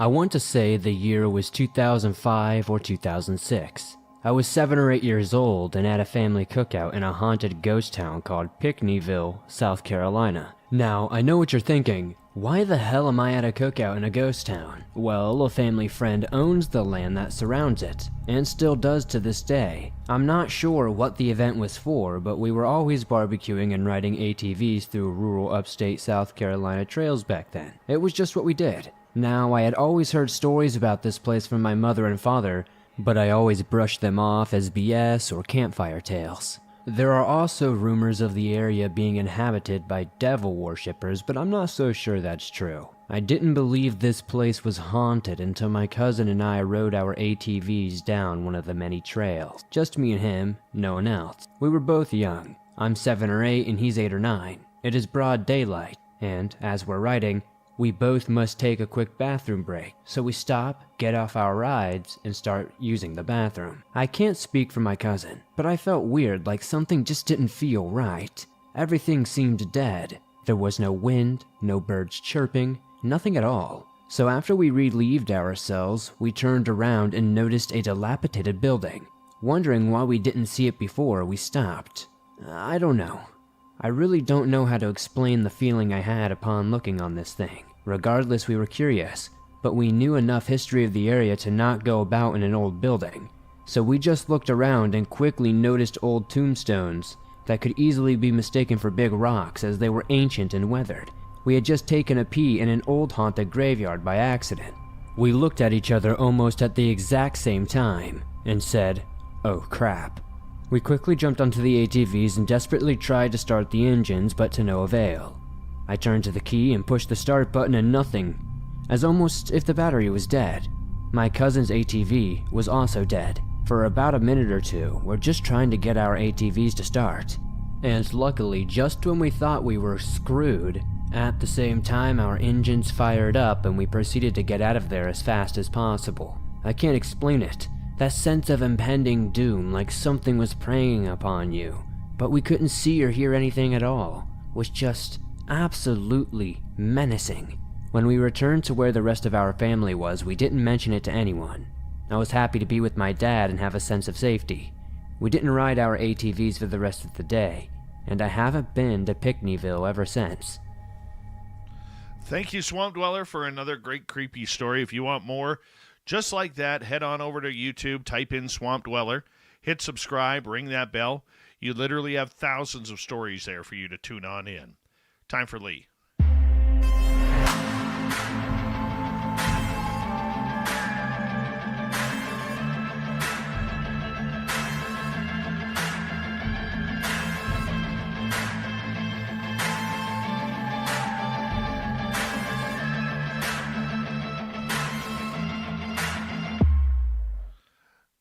Extra small Lee Strauss, it's good to have you back on the Q&A. How you doing, my friend? Dave Scott, I am doing fantastic. Absolutely fantastic. Great. Your hair looks great tonight. Well, my hair. What's left of it, maybe. Yeah, I think you should grow out the back. You'd have one hell of a good skullet. It'd be something like that. It'd be a skullet, all right. Maybe I can just kind of move it over and make it a wave. Just kind of. I don't know if you saw this earlier today, but I'm going to hit you up with this because I think it's very, very important. The Wall Street Journal did what many are calling a hit piece on ufology today. What? Okay. And it's a little odd because they literally, I'm going to read this, okay? So you understand and our audience can understand what I'm talking about rather than me trying to explain it. The Pentagon just confessed for decades of deliberately spreading UFO conspiracy theories to cover up secret military programs, including fake alien photos and classified hazing rituals. A bombshell investigation reveals an Air Force colonel doctored UFO photos in the 1980s and planted them at a bar near Area 51. The goal? Hide the F-117 stealth fighter program by making locals think they saw alien technology. Even worse, for decades, new Air Force commanders were shown fake alien craft photos in a hazing ritual called Yankee Blue. Told it was a real reverse-engineered alien tech, then threatened with execution if they talked. Hundreds believed it. Former Pentagon investigator and head of AARO, Dr. Sean Kirkpatrick, uncovered the schemes, including how the military let UFO stories spread to hide nuclear vulnerability tests from the Soviets. They literally made their own officers think aliens disabled nukes. The Pentagon omitted these explosive findings from its 2024 UFO report to protect classified secrets and avoid embarrassment. Now, conspiracy theories run wild because the military poisoned its own well with decades of lies. Your government's disinformation campaign worked all too well. What do you think of this? They're casting doubt, shadows of doubt, right? So if they can say, well, one thing, that we did was this, and then get people thinking, I mean, they can just throw all of it under the rug. It's like plausible deniability almost, because what you're doing is casting the doubt, and those people that don't want to believe in this sort of thing anyway, I mean, they're just going to say, yep, we knew it all along. It's just fake. All of it's fake because, even though it might be one or two things that they're showing an example to, it just throws mud over everything. You know what I'm saying? I think you are onto something there. There's a lot that we need to process about this story, Lee. Yeah. And the first off is the government disinformation campaign. We have known for a long time, and if you talk to insiders right now, they will tell you that there is a hardcore effort to shut this topic up. They are tired of it being on the news. They are tired of it being popular within podcasting. They're tired of seeing people continuously putting UFOs or alleged UFOs up on places like YouTube or X. They are tired of people investigating it and doing deep dives into stories or crash retrieval programs. They're trying to shut up the whistleblowers. We could go on and on and on about this, okay?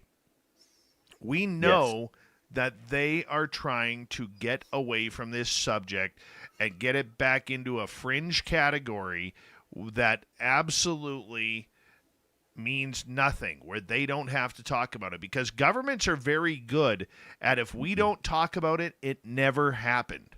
Right. And too much information, whether you believe the experiencers, because I refuse to call them whistleblowers anymore, whether you believe the experiencers or not, they want to quiet this subject. They want to quell it and shove it back under the rug. And other people just will not let it go. What's your thoughts on that? Well, because they're doing that in one hand, there's something going on different over here, or something else is going on over here that we may not see yet, but we might have gotten a glimpse of it. And what I'm talking about, and I hope you know what I'm talking about, is 2027. Have you heard that year mentioned about us possibly seeing something coming? Okay. So if they can go ahead and bury this subject over here and say, well, none of that ever happened, it's not real, I don't know what you guys are talking about. And here we come into 2027 and they say, look, we just found an object in the dark reaches of space coming at us slowly, but it's coming. So all that other stuff, is gone, but now they've got this new thing. Maybe they need to quell this before they can come up with this. Do you buy the 2027 ideology? Ross Coulthart, right, came out and said, I don't know what it is, but something's happening in 2027. And then he also mentioned a couple of other dates, right? Jeremy Corbell said, hey, I don't really want to talk about this thing, but in fact, you better make sure either you decide to put this on your, podcast or not, but there is something going to happen in 2027. So those are two different people that I respect greatly. Respect what they say, listen to what they say, and take heed. Now, so we don't know what it is, but it quite possibly could be this craft coming.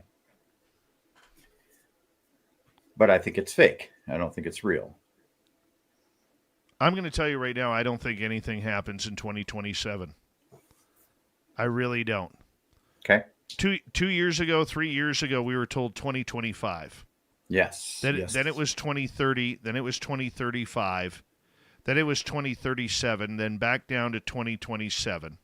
Yeah. There's been a lot of dates where this is apparently going to happen. I'm not holding my breath on this whatsoever. And that isn't an insult to Ross Coulthart, Jeremy Corbell, or others, but they have played us for dates so much in this field that it reminds me of these people. If you remember the old Art Bell call-in shows, the prediction shows that he did near the end of the year going into the new year, and every year people were calling in, hold on, let me tune in. No,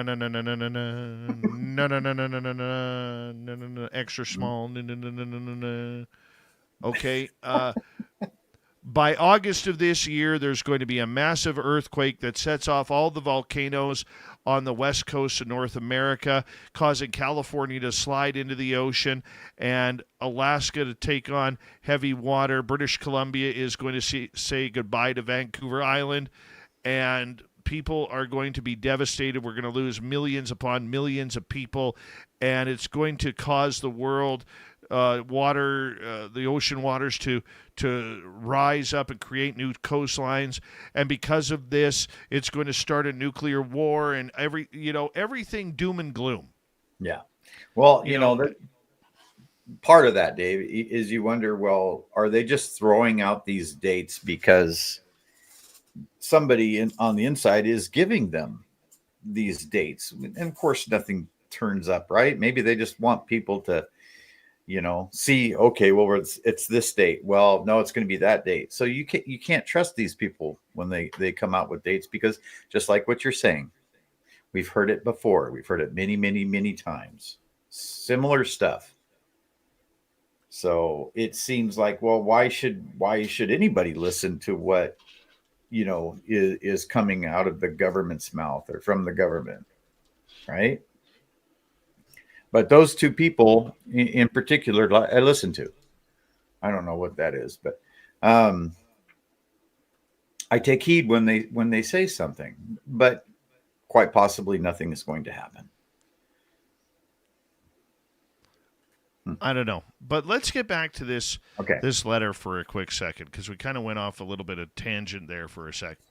Okay, the second part that I would like to talk about regarding this letter is Dr. Sean Kirkpatrick. For a guy who really hated this subject and was really the chief Wiggum of ufology, nothing to see here, folks, nothing to see here, he's sure still trying to be relevant in this field. He literally was the head of the ARROW program, the all-domain anomalous research organization at the Pentagon. Right. Basically, the UFO watchdog. You have the greatest job in the world, man. The greatest job in the world.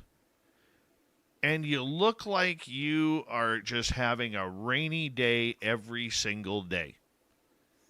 And it's only raining over top of you. Everybody else is enjoying the sunshine, but it's only raining over top of him.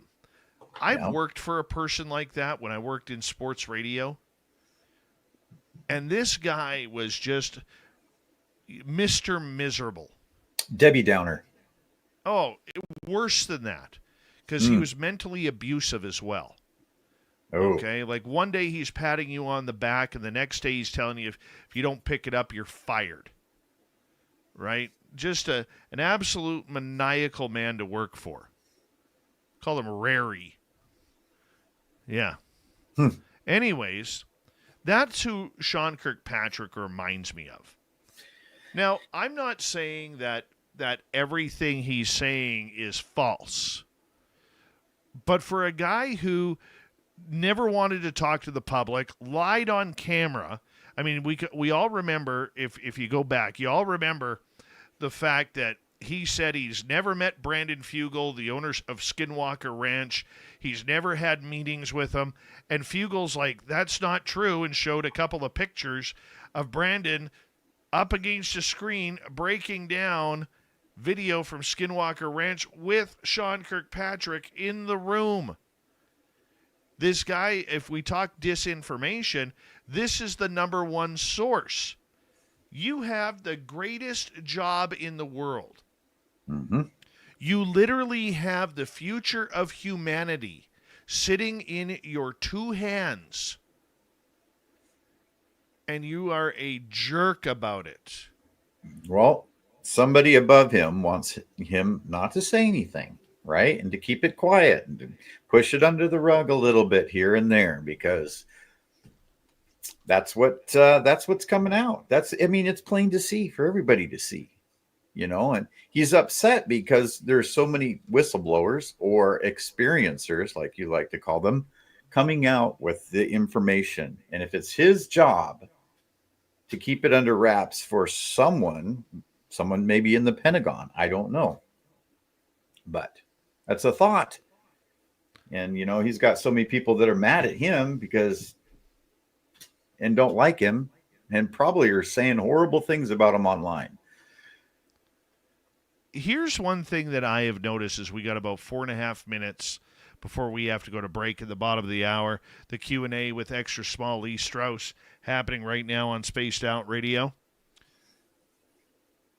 The ufologists, because I draw a big, thick line in between ufology and uapology. Mm-hmm. Okay? I'm not a uapologist at all. I'm a ufologist. I study and love talking UFOs, so I'm a ufologist. I don't buy the UAP crap. Here's my thinking, though. The ufologists are all laughing on this side of the border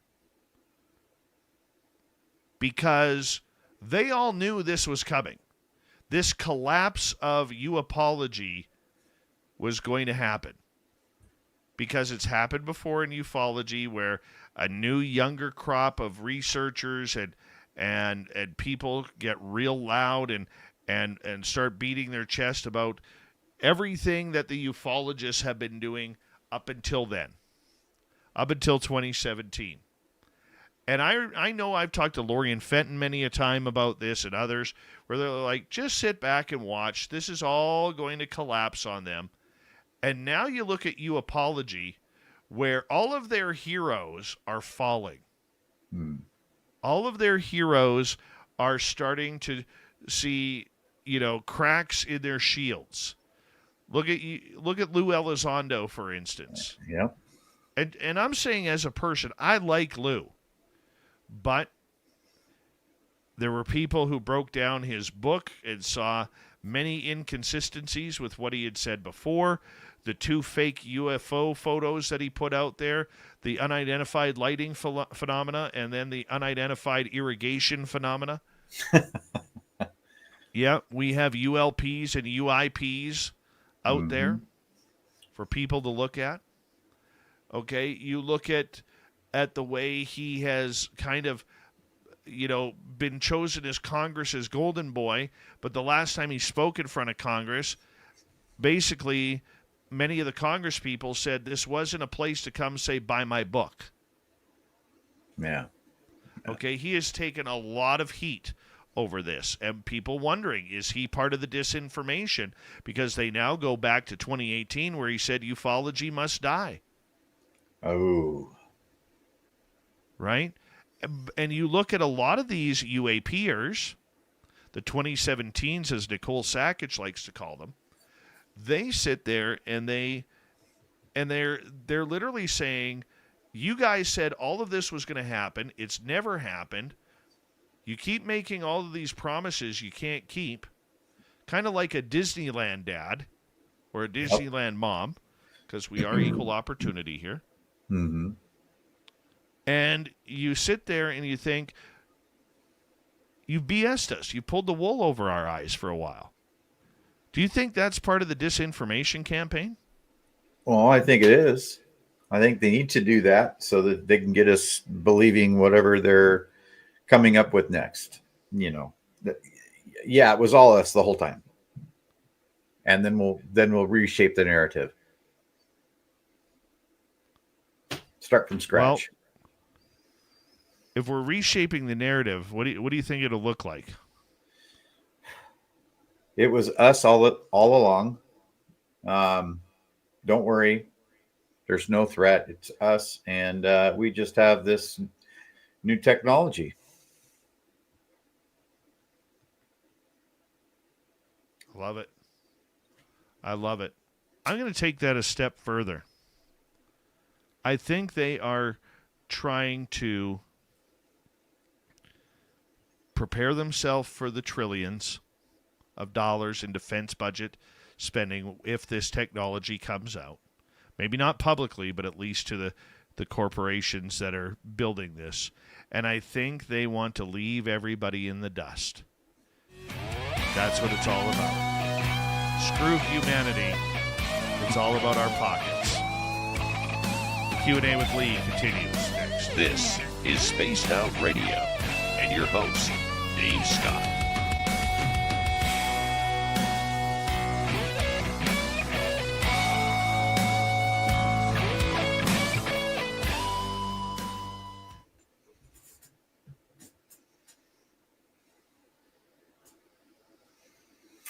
Yep, they're going to do something for us, Dave. They're going to reshape it into whatever they need to. Pull the wool over our eyes and then feed us a giant fresh cat turd. That's a lot of poo. Uh-huh. A Yep. lot of poo.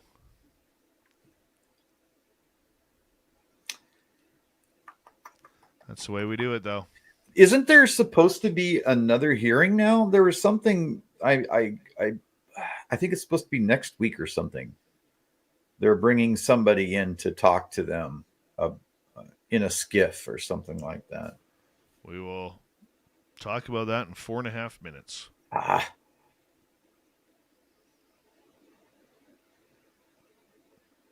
Mm-hmm. I didn't get the full story, so.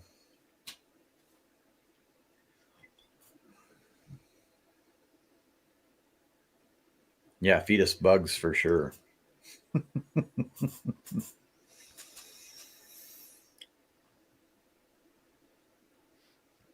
Boy, if you, What's happening? Oh, I was just thinking about my next trip. Where are you heading? Next weekend's trip was going to be between Mount Adams, Mount Rainier, and Mount St. Helens, right in the trifecta. Right in the center at 5,200 feet at a lookout. And that should be pretty cool. That would be awesome. Yep.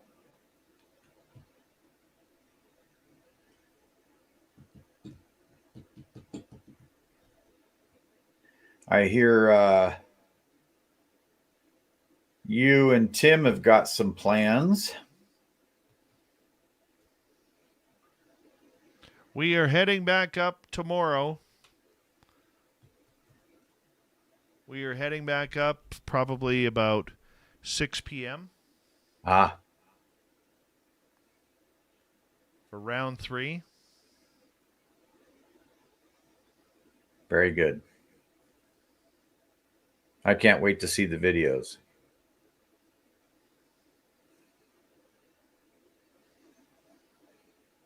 Well, he should have the second one done by this weekend. By the end of the weekend. Sweet. Hopefully. If not, you know what? It's just a work in progress. There is no hurry. Well, it's like we've been sitting on our stump video for 2.5 years. Yeah. Yeah.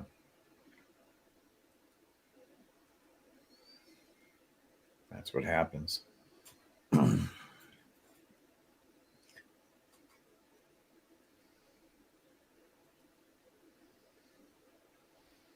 love it. I love being up there. I like being out in the woods too. It's like a box of chocolates. You never know what you're going to get. That's true. That is very true. I very much look forward to it, man. How long does it take you? How long does it take you to get from where you are up to that location? About 45 minutes. I am so jealous. Depends how fast you're going. It takes me at least 2 hours to get to any decent location. Most of that is on the logging roads that are just, how can you put it? They're a little bit, you have to drive slow. You know what I'm saying? Oh, yeah. Yep. Thank you tonight to Deb ×2, Bob, Area 53, T-Bone ×2, and Candace for the great super chats. Really appreciate your love and support. Round 2 will be out very soon. Well, he better hurry it up because we're going to be filling those cards up with round 3.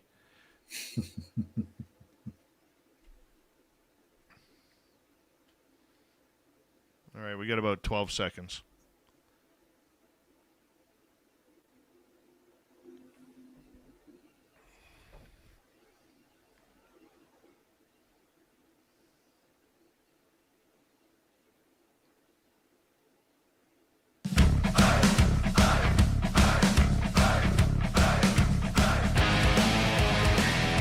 Here we go with the final half hour of Spaced Out Radio. My name is Dave Scott. Extra small Lee Strauss is here for the Q&A.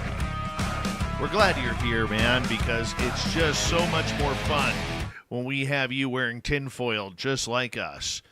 Reminder to all of you that if you've missed most of this show or others, check out our free archives on YouTube or any major podcast network. Our website, spacedoutradio.com, we have a plethora of features for you. Rock out to Bumblefoot, read the news wire, check out our swag as well. Follow us on X at Spaced Out Radio, Instagram at Spaced Out Radio Show, and on Patreon in the Space Travelers Club. Here we go. Extra small Lee Strauss. Looks like, I think it's June 14th, that we're supposed to have another hearing, or it won't be the 14th because that's a Saturday. Maybe June 13th, maybe June 17th, some date we are going to have another UFO hearing in Washington, D.C. What do you think is going to happen, my man? Well, we'll see. Maybe they're, Anna Paluna is going to come out and say, you know what? We're done with Arrow. She's already kind of hinted at that. And they may be bringing in some people from the FBI to talk about what they know. And that would be interesting if that happens. Since it sounds like, my friend, the FBI has been in the UFO field for quite some time. I'm very, very interested in that. Now Senator Gillibrand came out, and I think I got the story wrong. I thought she came out originally saying that the piece that I saw, that she was also supporting that. But now the other piece that I saw this evening was that she is not supporting going to the FBI. She is more supporting keeping Arrow around. And I'm just dumbfounded by what's going on with this subject in Congress. I mean, You can't keep recycling the same people over and over again in order to keep having these hearings. Okay?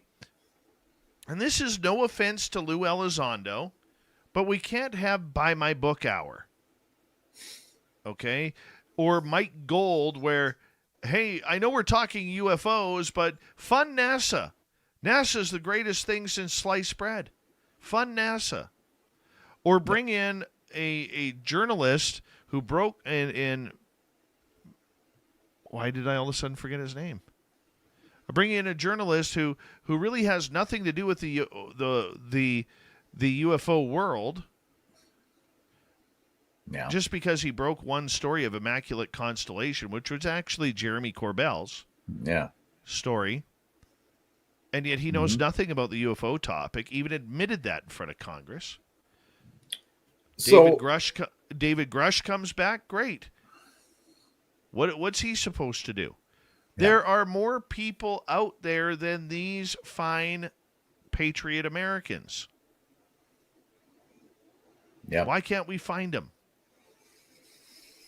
Well, these people, Congress already knows what they're going to say in the hearings. I mean, they've already got it down. They already know exactly what they can say, what they can't say, and it's the same thing rehashed, right? Sometimes new information comes in, but it's rare.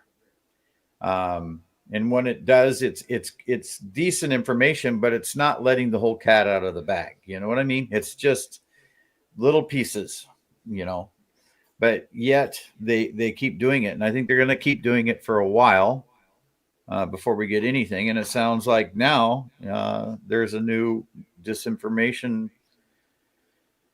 program afoot. So who knows if that's going to play into this next hearing? It very well may. Now that, this new story, you said it came out in the Wall Street Journal. Yes, this story came out in the Wall Street Journal. They might try to tie that in with this next hearing, to tell you the truth, and say, well, we're blah blah blah. If they're really going to want to squash this thing, that's probably when they're going to do it. I'm going to ask you a question. I did this question last night. I'm going to ask you the same question here. I personally think that an independent review panel has to be done on this subject. Okay? If Lee was putting together an independent review panel, so you'd use your extra small pencil and your extra small notepad. Who or what would you put on there? I would think that there's probably a couple prominent Michio Kaku. Good choice. I think I would also get some people, like some police officers, that have seen things out in the field when they're on duty. I think that would be really important, because the public is going to trust a police officer just as well as somebody from, one of the armed services. I think some normies have to be involved. Some regular people like you, just because the experiencer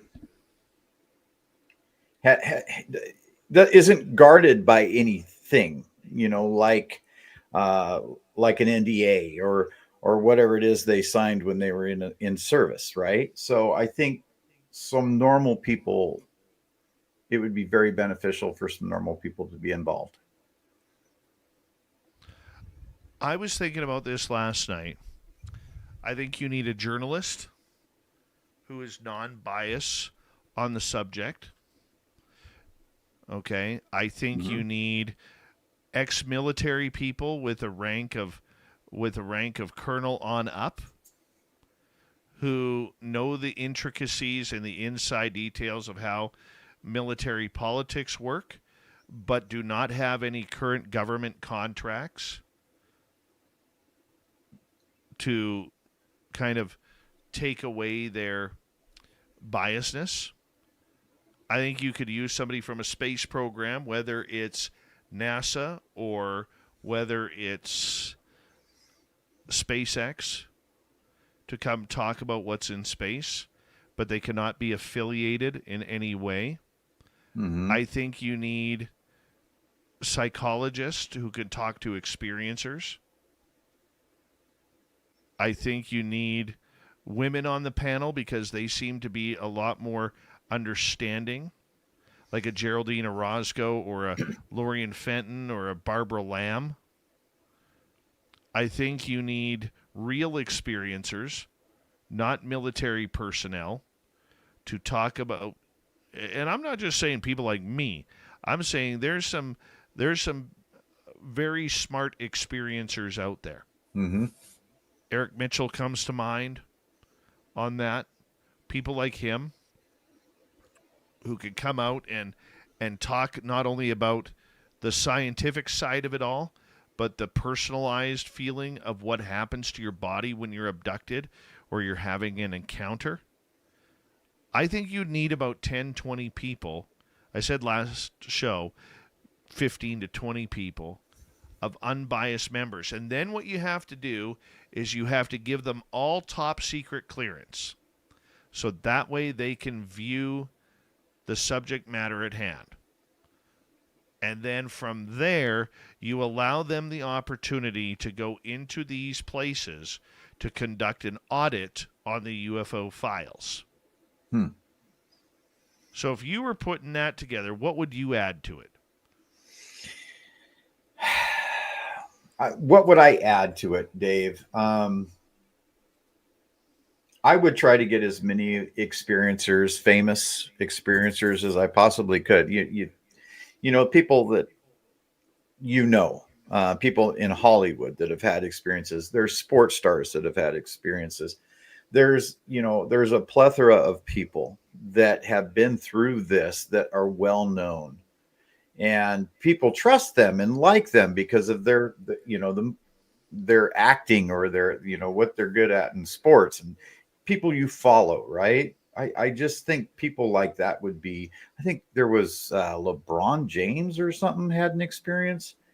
I don't remember if it was him, but it was some famous basketball star. And, he came out and talked about it. And I just think that those type of people were, that are already in the public eye, people are going to trust them, and they're going to look to them and say, you know what? He's not lying, because if he is, if he was lying about it, then his whole career could go down in flames, or her whole career could go down in flames. You know what I mean? But there's people that just want to talk and tell their story. And they're people that we know and see every day on TV or listen to on sports radio. I would agree. But don't we already have that? Because former light heavyweight champion of the UFC, George St. Pierre, is now doing the podcast tour about, he's a UAPer. Okay. He's into the subject. He's got a lot of pull. He's got a lot of weight behind him. Yeah. But Doesn't is he need the money? Is he an experiencer? Says he is. Okay. So you talk about people that have a lot of money and why they don't come forward. Maybe like Elon Musk. I'm sure he's seen something out there with all his cameras and all his equipment, but yeah, he doesn't come out and say anything about it. But, I wish he would. But yes, there's quite a few out there that need to come forward that should and testify. Why do we need famous people to come out? We need famous people to come out because they hold more weight, it seems, because more people know who they are, right? Or know of them or seen them, on film. I think that's just, it makes it more plausible. I think it just, people see those people and listen to what they're saying and like, you know what? There's no reason for them to lie. They're already famous. There's a lot of people in this community that would make up a story, or that like the subject, that would make up a story because they want to be famous. But if you're already famous, you're not doing it for fame. You're not doing it for money. But a lot of the time, the thing was just like you were saying with Lou Elizondo in the book. I want to sell a book, or I want to be famous, or this or that, the other thing. And so they might tell a story. That's what people are worried about, is hearing a story, and then because that person wants to be famous or something. It's just, you are more likely to believe somebody that we see on a daily basis or on screen. I get what you're saying with that. I don't think it's fair, but I can stand on my high horse on my small mountain and wave that unfair flag all I want. But you're absolutely correct. I don't want you to be correct, but you are. Yeah. Because any famous person's experiences are no better than yours or mine. And in fact, yours or mine might be better. Yeah. With more information, with more understanding, with more downloads, with more questions that need to be more legitimate, rather than I was sitting there coming out of my hotel room in New York City. I looked up in the sky and saw this weird light doing zigzags. Mm-hmm. Mm-hmm. And I knew it wasn't a spotlight or a helicopter light. But you see, it's like a starting point, you can say, right? For these people to come forward and say, okay, these people that we all know, yes, something happened. This is what happened. And if more and more and more of those people pile on, right, it makes it more legitimate for the rest of us, right? It makes our stories more believable if there's more and more of them coming out and coming forward with their stories too, right? Wouldn't you believe that? I get you. And once again, you're not wrong. You're not wrong that famous people, when famous people put their name to things, for some reason, it automatically gains more credibility. Okay? That's why we've seen, with the popularity of social media the last decade, now we have a new career out there that we all hate. Okay? If you have any brain power whatsoever, we all hate these people called influencers. Mm-hmm.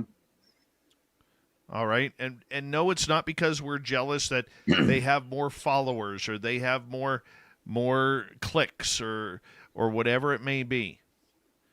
Okay, it's not about that. It's about the fact that they've made themselves that their opinion is important. I mean, I don't know about you, but when I see a reaction video now where I see somebody who I've never seen before, say there's a Bigfoot video, and then right above them is them looking into the camera going,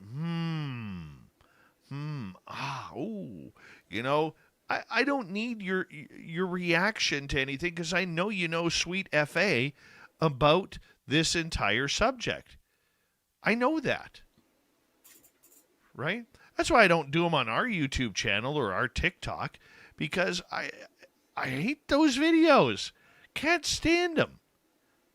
Right? And maybe that's because I'm in my 50s and not in my 30s right now, but that's a get off my lawn moment right there, man.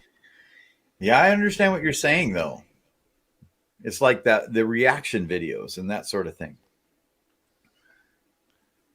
Yeah, that's what I said. Reaction videos. It's to me it doesn't a lot of things don't warrant a reaction video, right? The video should be able to stand on its own. Yeah, I fully agree with you on that. Yeah.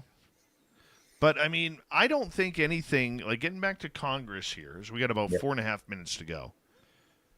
If they do end up doing another hearing, what's the outcome? Nothing burger again, where we're all going to just shake our heads in shame? Or do they have to deliver? Are they getting to the point now where they're going to have to deliver? I think, Dave, this is a pivotal one with the stuff that we discussed earlier, and who knows who's coming out. Do we have a list of who's coming out for this one? But obviously we'll find out. Here's the deal. It's either going to go well in our favor. In other words, they're going to say, okay, so we got this new information and we're releasing it to you, and it's something that we can chew on. Or it's something like, same old. Or, no, this stuff never existed. It was our own tech. And that's the line that's the line they're going to tote. So there's a couple ways it could go. Of course, the other thing, too, is that we got 2 senators that are talking about, well, we want the FBI to take it over, and no, we don't. So that might show its rear its head, so to speak, as well in that discussion. So we'll have to see. I want to see them bring something out that we don't know, or someone that we don't know. So that way we have the ability to say, who is this person? Who is this lady? Who is this guy? Okay, tell me why that they are important and why do I need to pay attention to what they are saying? Not another, key player who may have talked to witnesses who have had an experience at Area 51 or at Dugway or at the Proving Grounds in New Mexico or at 29 Palms, Wright-Patterson Air Force Base, in Alaska in the middle of nowhere, at Lee's house, wherever it may be. Yeah. We need somebody who, if they want to move the ball forward, who has to bring in some cold, hard facts. They don't have to bring in a video. They don't have to bring in audio or still photos. But they have to bring some cold, hard facts, okay? And they have to be able to, in my opinion, bring some intelligence besides, I can't talk about that here. I need to be in a skiff. I can give you names, but not here. Yeah. Well, that's the greatest fear, is that we're going to get the same old, and everybody's going to be yelling nothing burger from the rooftops. So we'll have to see what we're in for. Yep, new people is what we need. We really do. And hopefully, along with that, maybe some good scientists as well to talk about it and elevate it a little bit more for us. I think that would be good, but I mean, which scientists are you gonna have? Do you go with the same olds, the Gary Nolans and the Avi Loebs, who are searching for budget everywhere? And that isn't an insult to them, but scientists need money to research. They do. You're right. I mean, we can't go along dredging the bottom of the ocean for metal particles for the foreseeable future. So we need to move past that for sure. That I would agree with you on that. I mean, let's see if they even happen. Mm-hmm. I'm not excited that they're going to happen. I think, I mean, it almost sounds to me like this is going to be another delay in trying to get to the real story of what's going on. But I mean, who am I? I've been wrong before. One quick thing, though, a month ago, we were talking about not having a hearing until the end of the year or the beginning of the next. So the fact that we have something actually happening is a plus. Thank you, Lee. As we say goodnight to Extra Small and hello to Mr. Ron Bumblefoot Ball. Rocking in the background with Little Brother is Watching.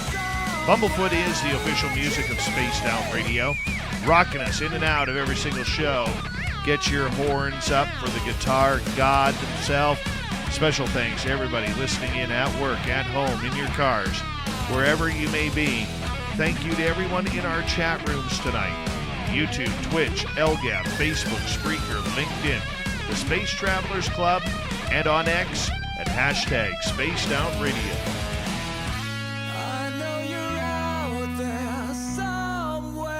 Remember, this show is copyright by Spaced Out Radio and SOR Media Ventures Limited.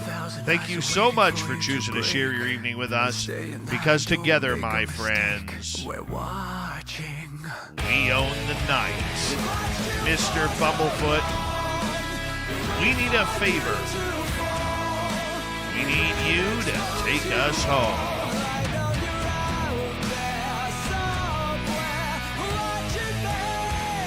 Yes, the Woo Train has docked for the night, but soon, my friends, we shall ride again. Your seats are always available. Your tickets never expire. And if you want to bring a friend, we've got room for them too. Good night, everybody.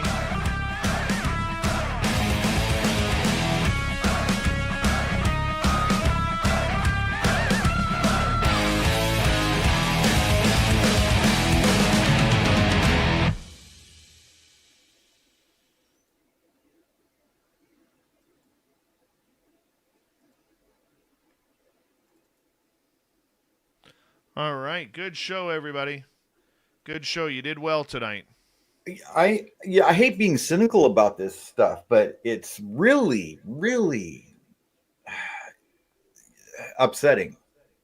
It's the fear that we're going into the same old pattern again and again and again.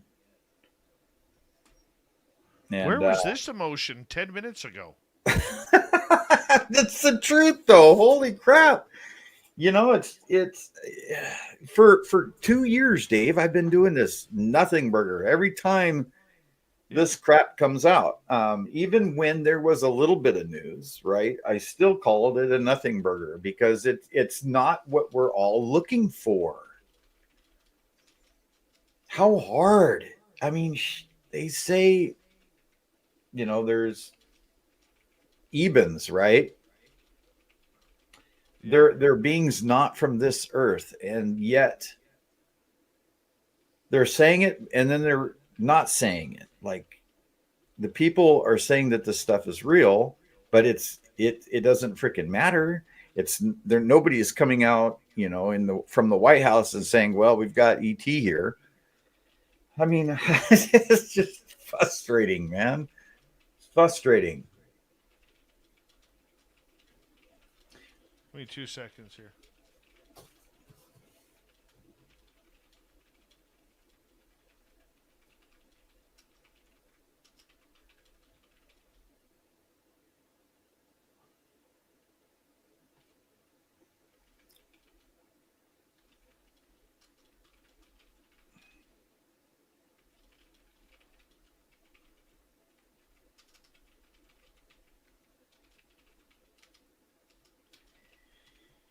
And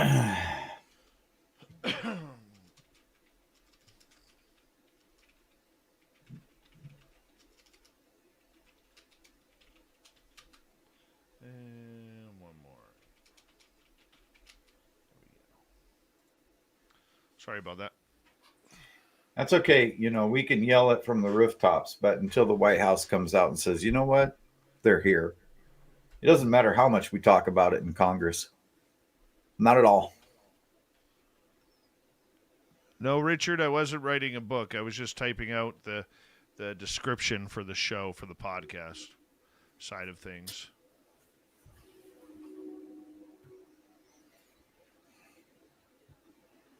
All right. All right. Sweets, are you doing a show after this? Or are you calling it the night?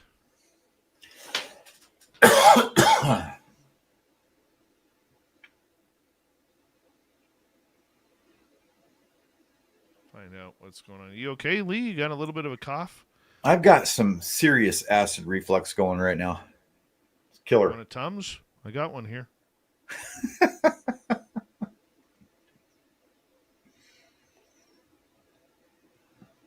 All right. Well, I'm going to call it the night because I'm worn out. But I want to say a big thank you to Richard, Deb ×2, T-Bone ×2, Bob, Area 53, and Candace. Thank you for the love of the super chats. We greatly appreciate your love and support. Sweet Robbie G tomorrow night in the hot seat, 8 p.m. Pacific, 11 Eastern for After Hours. And then I will be back after the weekend with Rob on Monday night. Dick Landon is going to join us. We're going to talk astral projection and consciousness. It's going to be a lot of fun. We got a busy week next week. We'll see you all soon, and enjoy your weekend. Good night, everybody.